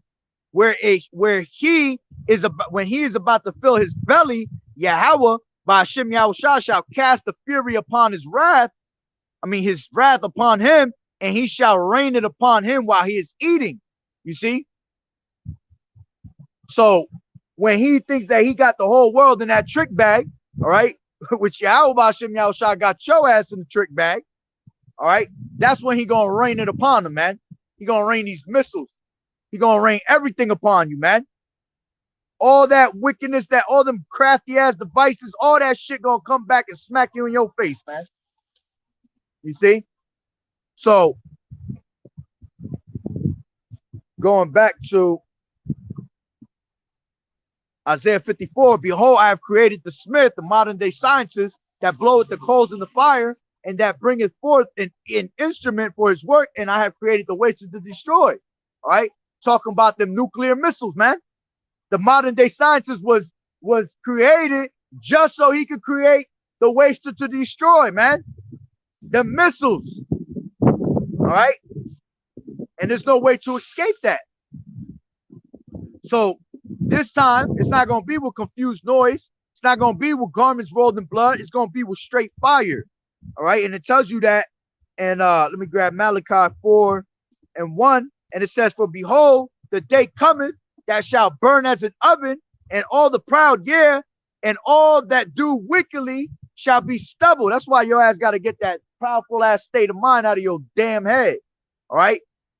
Because you that are proud, man, y'all going to burn. Y'all gonna proudly burn. Okay? It says, and shall be stubble, and the day that cometh shall burn them up, saith the Lord Yahweh of hosts, that it shall leave them neither root nor branch. All right? Nobody's gonna be left, man. You see? The only ones that's gonna survive is the elites. All right? But then, you know, we're gonna come down with spiritual power out them chariots, and then we're gonna go pull your asses out. Okay? The fishers gonna be turned into hunters. We're going to go yank their ass out of these rocks and these holes. Space station, water station. You're going to become the first fruits of slavery, man. And then it says, it says that it shall leave them neither root nor branch. Nothing. All right. Just like Sodom and Gomorrah, man. Where Sodom and Gomorrah was located, if you try to go there to this day, you can't. There's so much sulfur there to this day. Not a branch, nothing grows over there. Same thing's going to be with America. America's going to be a place of smoke continually, man. Meaning that it's going to be for a very long time up in smoke. And it's going to be a habitation of dragons, man. Birds, unclean birds. All right. Let me jump into 2 Peter 3 and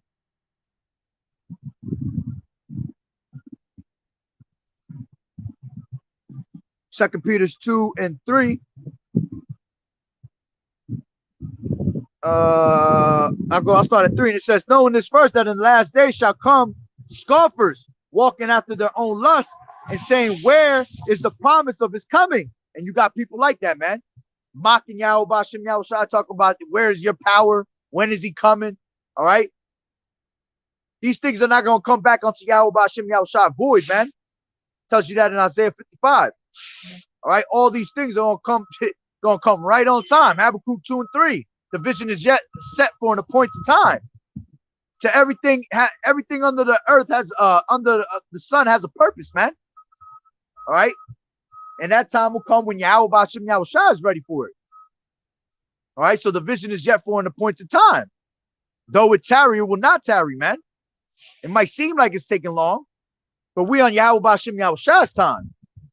Okay, so it was not going to come back onto him void. All these things shall come to pass. All right, and then it says, and saying, where is the promise of his coming? All right. Matter of fact, let me grab another scripture real quick. This is Ezekiel 12 and 23, and it says 22. Son of man, what is that proverb that ye have in the land of Israel, saying the days are prolonged and every vision felleth? Tell them, therefore, thus saith the Lord Yahweh Hashem Yahushai, I will make this proverb to cease, and they shall no more use it as a proverb in Israel, but say unto them that the days are at hand and the effect of every vision. All right. So the days are at hand, man. Everything is right around the corner. Okay. Let me go back. And it says, for since the fathers fell asleep, all things continue as they were from the beginning of creation. For this they are willingly ignorant of that of Salakia. For this they are willingly ignorant of that by the word of Yahweh the heavens were of old, and the earth standing out of the water and in the water. Let me read that one more time. And the earth standing out of the water and in the water, whereby the world that then was being overflowed with water perished. But the heavens and the earth, which are now by the same word, that same word that Noah was preaching back in those days, is being preached today. Okay.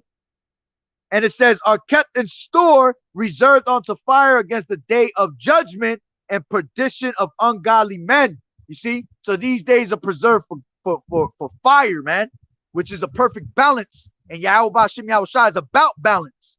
You see? So water and fire go hand in hand. Perfect balance. A false balance is an abomination to Yahweh Hashem Yahushua. All right. I'll jump to 9, and it says, the Lord is not slack concerning his promise, as some men count slackness, but is long suffering to usward, not willing that any should perish, but that all should come into repentance, all Israelites. All right. Repentance is only for you so-called Negroes, Latinos, and Native American Indians. Nobody else, man. All right. You go into Romans 9:4, man. It tells you about that. All right. You got Amos, what is it, 3:2? Yeah, 3:2. All right. Matter of fact, let me grab another one real quick. Actually, you know what? I ain't gonna go into that because I start going ham on different scriptures. All right. And it says, the Lord is not slack concerning his promise, as some men count slackness, but is long suffering to usward, not willing that any should perish, but that all should come into repentance. But the day of the Lord will come as a thief in the night, in which the heavens shall pass away with a great noise, and the elements shall melt with fervent heat. The earth also and the works there that are therein shall be burnt up. Seeing then that all these things shall be dissolved, what manner of persons ought ye to be in all holy conversation and godliness? All right. Looking for and hasten unto the coming of the day of our power. All right. Yahweh Hashem Yahushai, wherein the heavens being on fire shall be dissolved, and the elements shall melt with fervent heat. So this place is going to be done by nuclear missiles, man, nuclear fire. You see? Now, let me jump into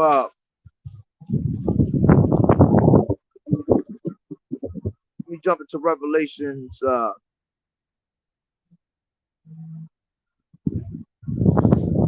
9 real quick. I'll read Revelations 9 and chapter 11, and then I'll end it off on that. All right. Where should I start at?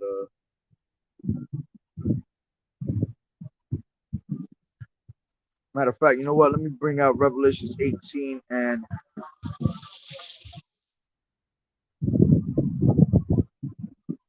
I mean 8. So 13 real quick. Revelations 8 and 13, and it says, and I beheld and heard an angel flying through the midst of heaven, saying, woe, saying with a loud voice, woe, woe, woe to the inhabitants of the earth, by reason of the other voices of the trumpet of the 3 angels which are yet to sound. All right. And those woes go into world wars, man. All right. So you had the angel that said, whoa, whoa, whoa, which were representing 3 world wars. All right. Now, when you go into Revelation 9 real quick, all right, that explains and breaks that down of what the first World War was. All right. And how we were going to go into the World War III. Okay. Matter of fact, let me just read it from the top real quick, try to kind of brush through it. Revelations 9 and 1, and it says, and the 5th angel sounded, and I saw a star fall from heaven unto the earth, and to him was given the key of the bottomless pit. All right. And it says, and he opened the bottomless pit, and there arose a smoke out of the pit as the smoke of a great furnace, and the sun and the air were darkened by reason of smoke of the pit. And there came out of the smoke locusts upon the earth, and unto them was given power as the scorpions of the earth have power. And you got to remember, when John was seeing this vision, all right, he was seeing this vision over 2,000 years ago, all right, where he didn't know how to actually bring out, he didn't know how to explain the things that were going to be in today's society. All right. So what he did was he was using the things that were around him to metaphorically speak of what was to come in the vision that he had in his dream. All right. And then it says, and there came out of the smoke locusts upon the earth, and unto them was given power as the scorpion of the earth have power. All right. And those locusts was talking about those. If you look up online, you had those the World War I planes, all right, which they were called like dog fighters and shit like that. If you look at them, they look like locusts. All right, because then if you go into an image of the locusts, okay, look at put like an image of locusts flying. All right, they open their wings and they actually look like airplanes, man. You see, this is where you have to use the vision. Okay, you have to have that high sound to see these things, man, through the spirit. All right, to see what John was seeing. Okay, and the locusts will go into those World War I planes, those dog fighters. All right, and unto them was given power as the scorpions of the earth have power, and it was commanded them that they should not hurt the grass of the earth, neither any green thing, neither any tree, but only those men which had not the seal of Yahweh in their foreheads. All right. So the only ones that was gonna get hit in those times, all right, were the ones that had not the seal of Yahweh Bashim Yahushai. So in those times, the ones that actually survived, Pastor Tahar, I went into that. Pretty much, you know how we come every 3-4 generations of reincarnation, all right? Pretty much your grandfather's grandfathers, your father's father, all right, his father, which will be your great-great-grandfather, okay? Pretty much they didn't get destroyed in those times of World War I, you see, because they were being saved, okay, to eventually bring you into this truth, man. You see, because they will be saved, all right. Then they will continue to have on their son. Then your great grandfather will have your father. Then your father had you. You see, it was all prophecy for you, pretty much, to come about to this time, man. All right. So those were the people that were not destroyed in those times of the World War. But whoever had not the mark, okay, that mark of exemption, basically, all right, were destroyed in the World War Ones, man, in the World War I. All right, and then it says, and to them it was given that they should not kill them, but that they should be tormented 5 months. That 5 months goes into 5 years. All right, you have World War I that started in 1914, all right, and it ended in 1919. Okay, that was 5 years right there. All right, and then it says, that they should be tormented 5 months, and their torment was as the torment of a scorpion when he striketh a man. And in those days shall men seek death and shall not find it, and shall desire to die, and death shall flee from them. Yeah, because back in those days, you had so many people from World War I that they was just injured, man. Go look up pictures and images of people that survived World War I. All right, fucking faces, all holes in their faces. All right, no legs, no arms. Okay, and a lot of those people, you had a bunch of Lieutenant Dans, man. All right, and a lot of those people were wishing that they had been put to death. You see, but death fled from them, man. Yeah, that's why it's a terrible thing to fall into the hands of the living power, man. Yahweh Bashim Yahushai pretty much kept those people alive, man. All right. So it says, 7. And the shapes of the locusts were like onto horses prepared onto battle. All right, yeah, because back in the day, the planes will go in formations. All right, they will come through in formation, plane formations, man, for war.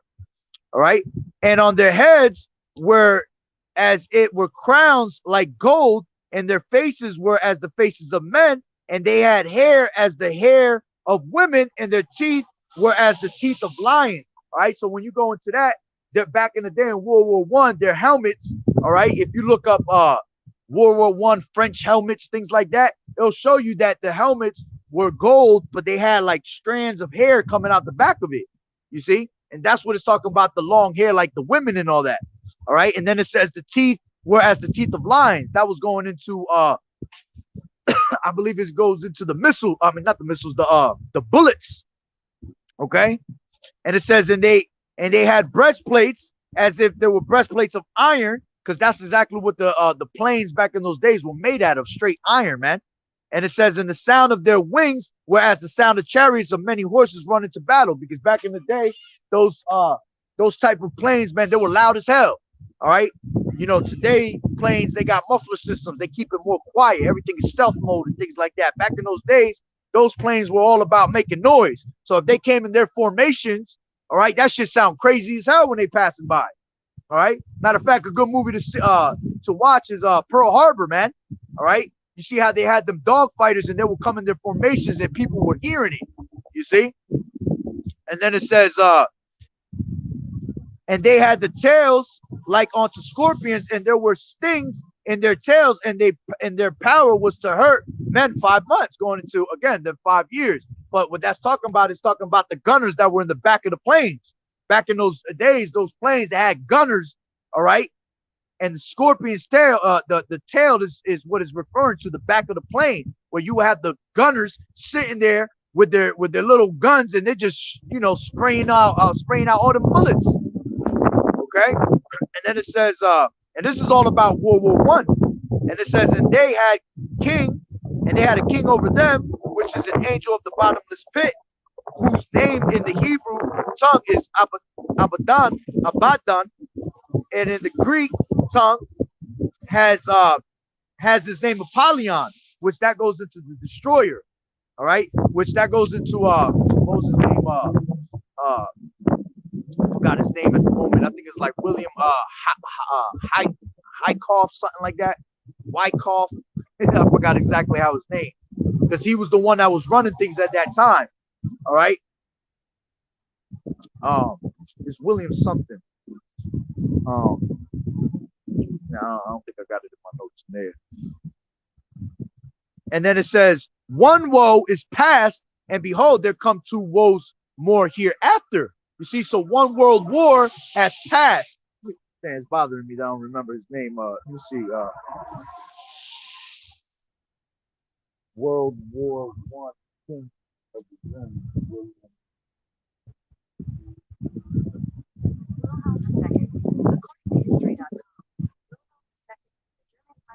Yeah, Wilhelm was one of the most recognizable public figures of World War It was gained a reputation as a oh, that's his name, Kaiser Wilhelm II.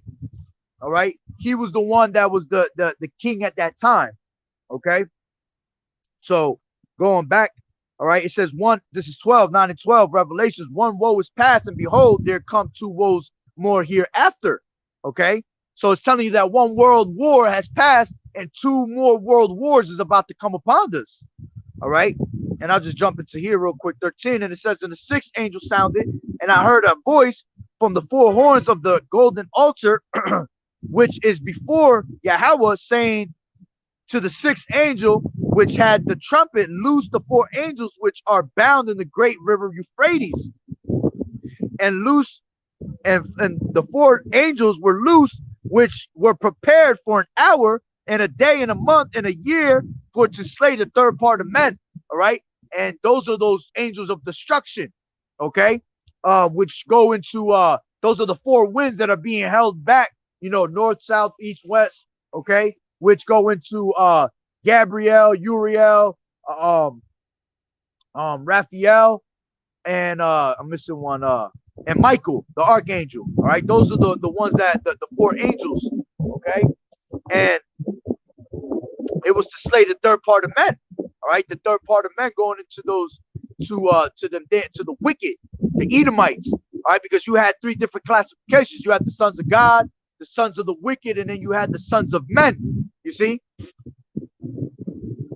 and then it says, and the army of the and the number of the army of the horsemen were 200,000, and I heard the number of them. All right, and this is talking about them. This is gonna be them nuclear missiles that's gonna hit America, man.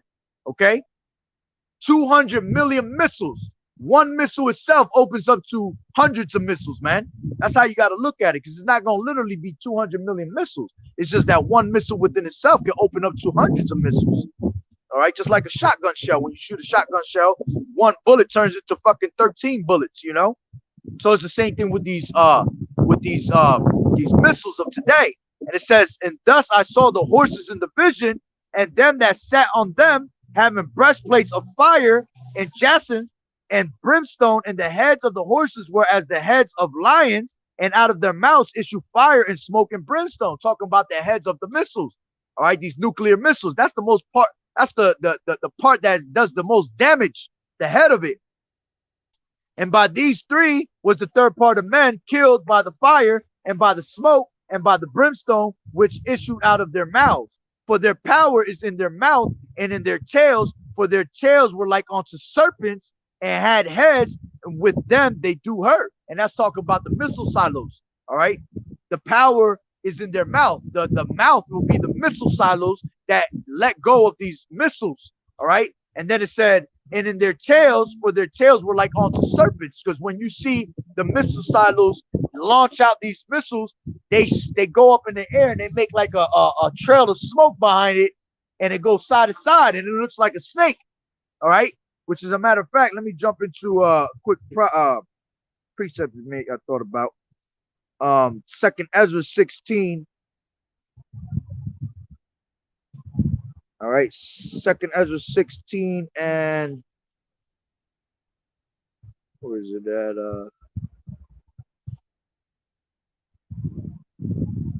12. The earth quaketh in the foundations thereof, and the sea ariseth up with waves from the deep, and the waves of it are troubled, and the fishes thereof also before the Lord and before the glory of his power.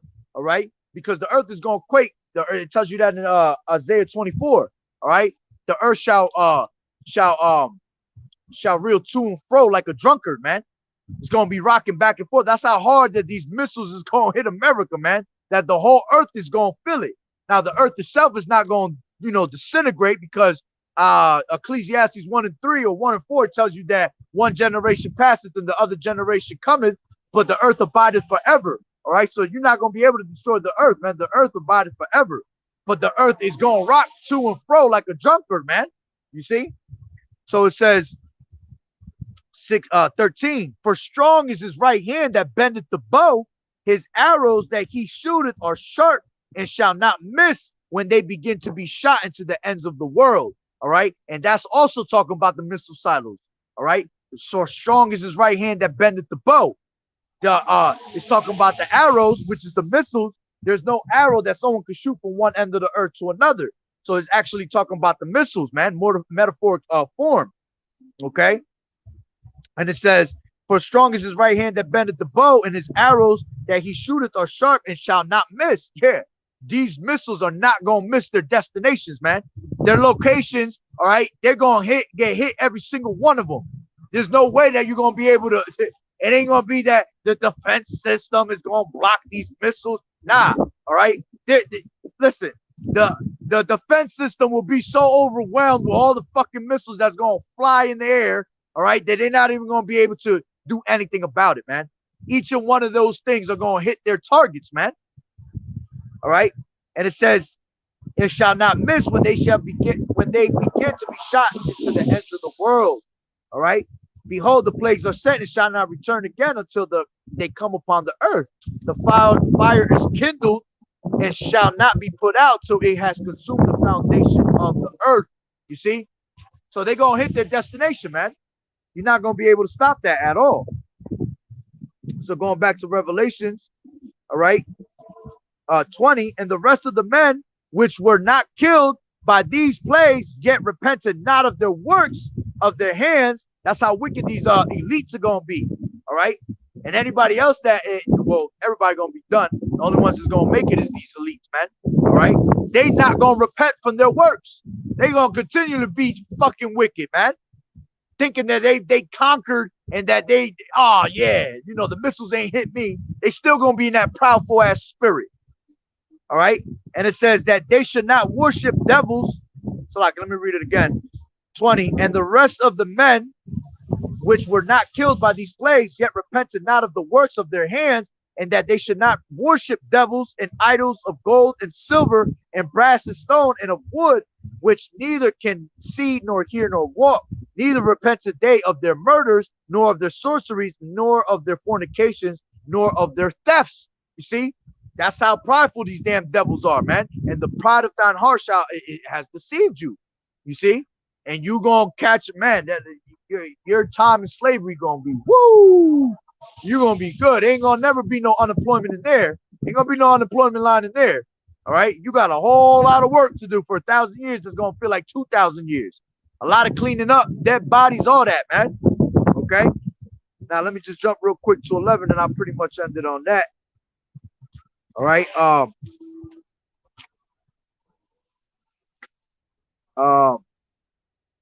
Let me go to what was it?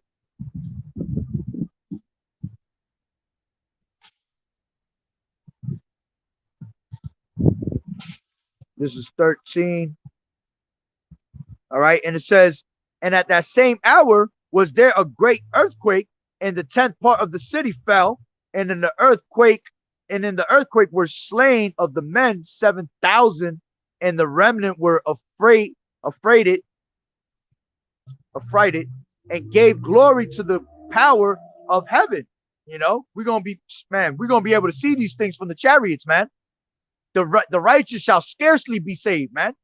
All right. Just when we thought we was about to be hit with these missiles and all that, all right, we're gonna be beamed up into them chariots, man. And then when we get beamed up into them chariots, there's gonna be a ceremony for the 144,000, man. All right, we're gonna be getting crowns on our heads. And then we're going to be able to see the destruction of America being blown to smithereens. Okay. And then it says, and that 10th part of the city is talking about the 10 FEMA camp regions, because when the time comes, everything's going to be broken up into 10 parts. All right. And you're going to have 10 parts of different FEMA camp regions. All right. And it says, and you can look that up, because it shows you online how they're going to pretty much have these regions, and it's going to be in 10 parts. And then it says, the second woe is past, and behold, the third woe cometh quickly. So it's telling you a second world war has passed, which we already went through 2 world wars, man. And it says the third woe cometh quickly.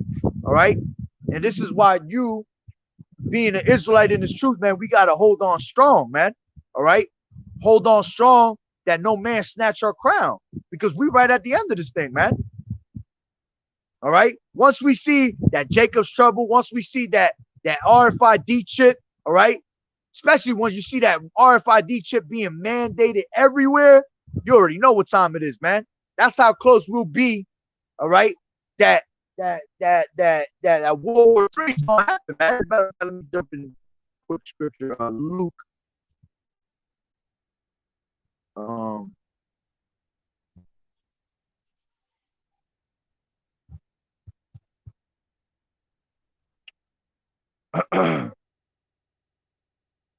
me 1 second.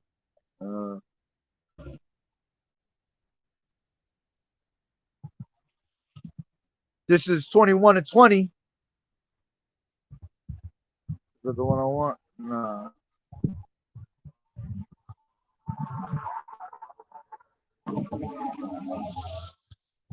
25. And there shall be signs in the sun and in the moon and in the stars, and upon the earth distress of nations with perplexity, the sea and the waves roaring. Men's hearts fell in them from fear, and for looking after those things which are coming on the earth, for the powers of heaven shall be shaken. And then shall they see the Son of Man coming in a cloud where with power and great glory. And when these things begin to come to pass, then look up and lift up your heads, for redemption, for your redemption draweth nigh, man. And our redemption is drawing nigh quick. And this is why it tells you in Romans 13 and 11, all right? For let me grab that real quick. I haven't brought that one out in a minute. It is now high time to awake out of sleep. All right. Romans 13 and 11. And it says, and that knowing the time, that now is it is high time to awake out of sleep, for now is our salvation nearer than we believe. And this is why we got to go harder than ever. And we see it. Brothers is going in hard right now, man. All right. This is the year of the turn up. And by us going harder, man, we turning this place up even more through the spirit and power of YAHAWAH'S Yahawashi. All right. Another quick scripture I had that just popped up in my head was oh man. Oh, all right. Wisdom, and I ended off on that. All right. Wisdom of Solomon. All right. Because I know if I keep talking about that World War III, I'll go on I'll go on forever on that. Wisdom of Solomon 5 and 1. All right. And it says, then shall the righteous man stand in great boldness before the face of such have afflicted him and made no account of his labors. And we're doing that now. All right. We're standing out here on these highways and hedges with great boldness, man. All right. We're standing up against the workers of iniquity, the evildoers, man. YAHAWAH'S Yahawashi said that. Who shall stand up against the workers of iniquity, against the evildoers, man? We are. All right. We risking our lives coming out on these highways and hedges all the time. All right. All types of day, all types of night. Okay. Don't matter what time. All right. We out here as looking as fools for Yahawah's sake. All right. But what looks foolish to the world, all right, it's a beautiful thing to YAHAWAH'S Yahawashi, man, because we're bringing this place down with his words. Okay. And then it says, when they see it, they shall be troubled with terrible fear and shall be amazed at the strangeness of his salvation, so far beyond all that they looked for. And they repenting and groaning for anguish of spirit shall say within themselves, this is he who we had sometimes in derision, a proverb of reproach. We fools accounted his life madness and his end to be without honor. How is he numbered among the children of Yahweh, and his lot is among the saints? Therefore we have erred from the way of truth, and the light of righteousness has not shined unto us. The Son of Righteousness rose not up upon us. We wearied ourselves in the way of wickedness and destruction.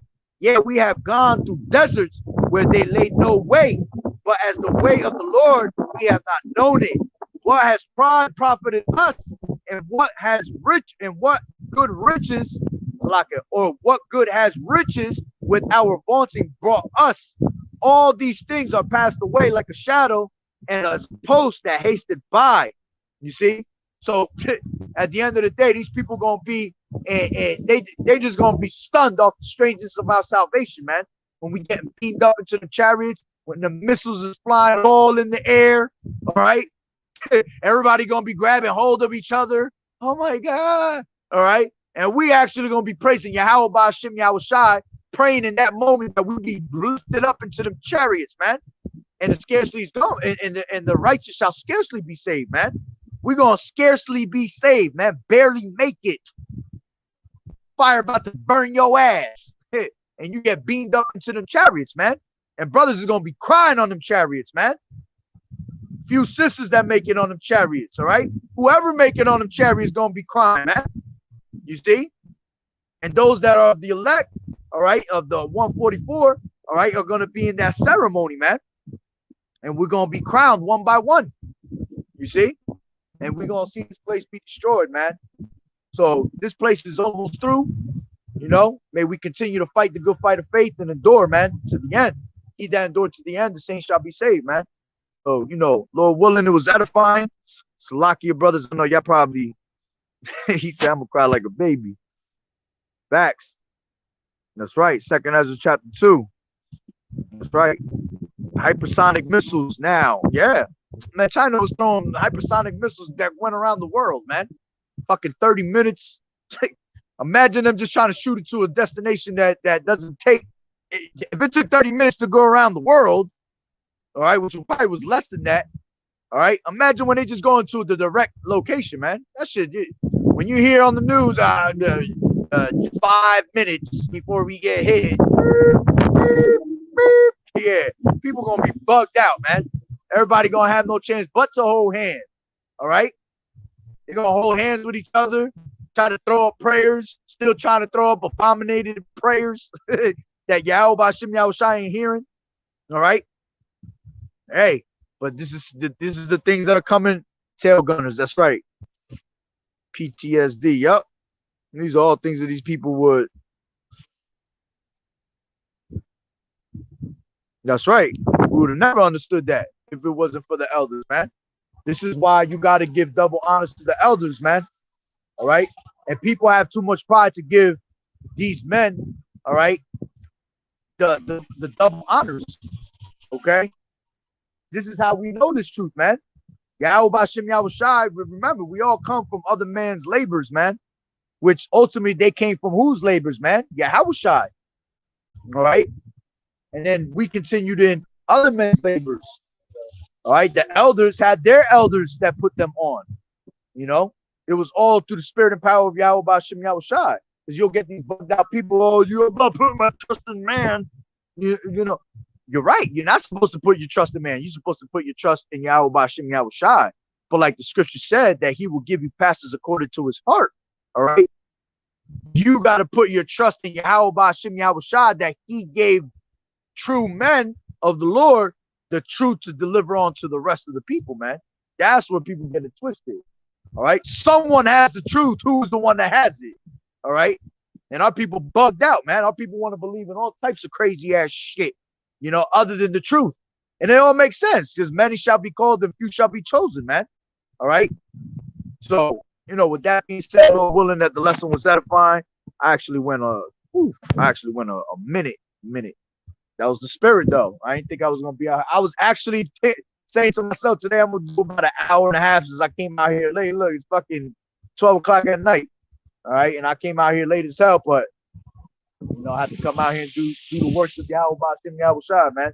So, you know, Lord willing that the lesson was edifying. The water for brothers for tuning in, whoever tuned in. All right, the water for the scriptures as always, and keep fighting the good fight of faith and doing your thing, man. I see all of y'all brothers doing your thing, man. It's a beautiful thing for us to keep preaching His word, glorifying Yahweh Bashim Yahushai the way we're supposed to, man. I can't wait till the whole earth glorifies Yahweh Bashim Yahushai the way it's supposed to be done, man. All right. So with that being said, Barakatah Yahweh, Barakatah Yahushai, Call Haloyim Yahweh, Bahashem Yahushai, Bahashem Rakak Wadash. Double honors to the elders and apostles of Great Millstone who rule well. Blessings and salutations to the hopeful elect that scattered abroad. The Akim and the Aqua that was listening in. I will run Salo when the lesson was satisfying. To the next one, Shalom, a Bible ball. Get to America soon. Shalom. That's right. Quench not the spirit. Stay on fuego. Shalom.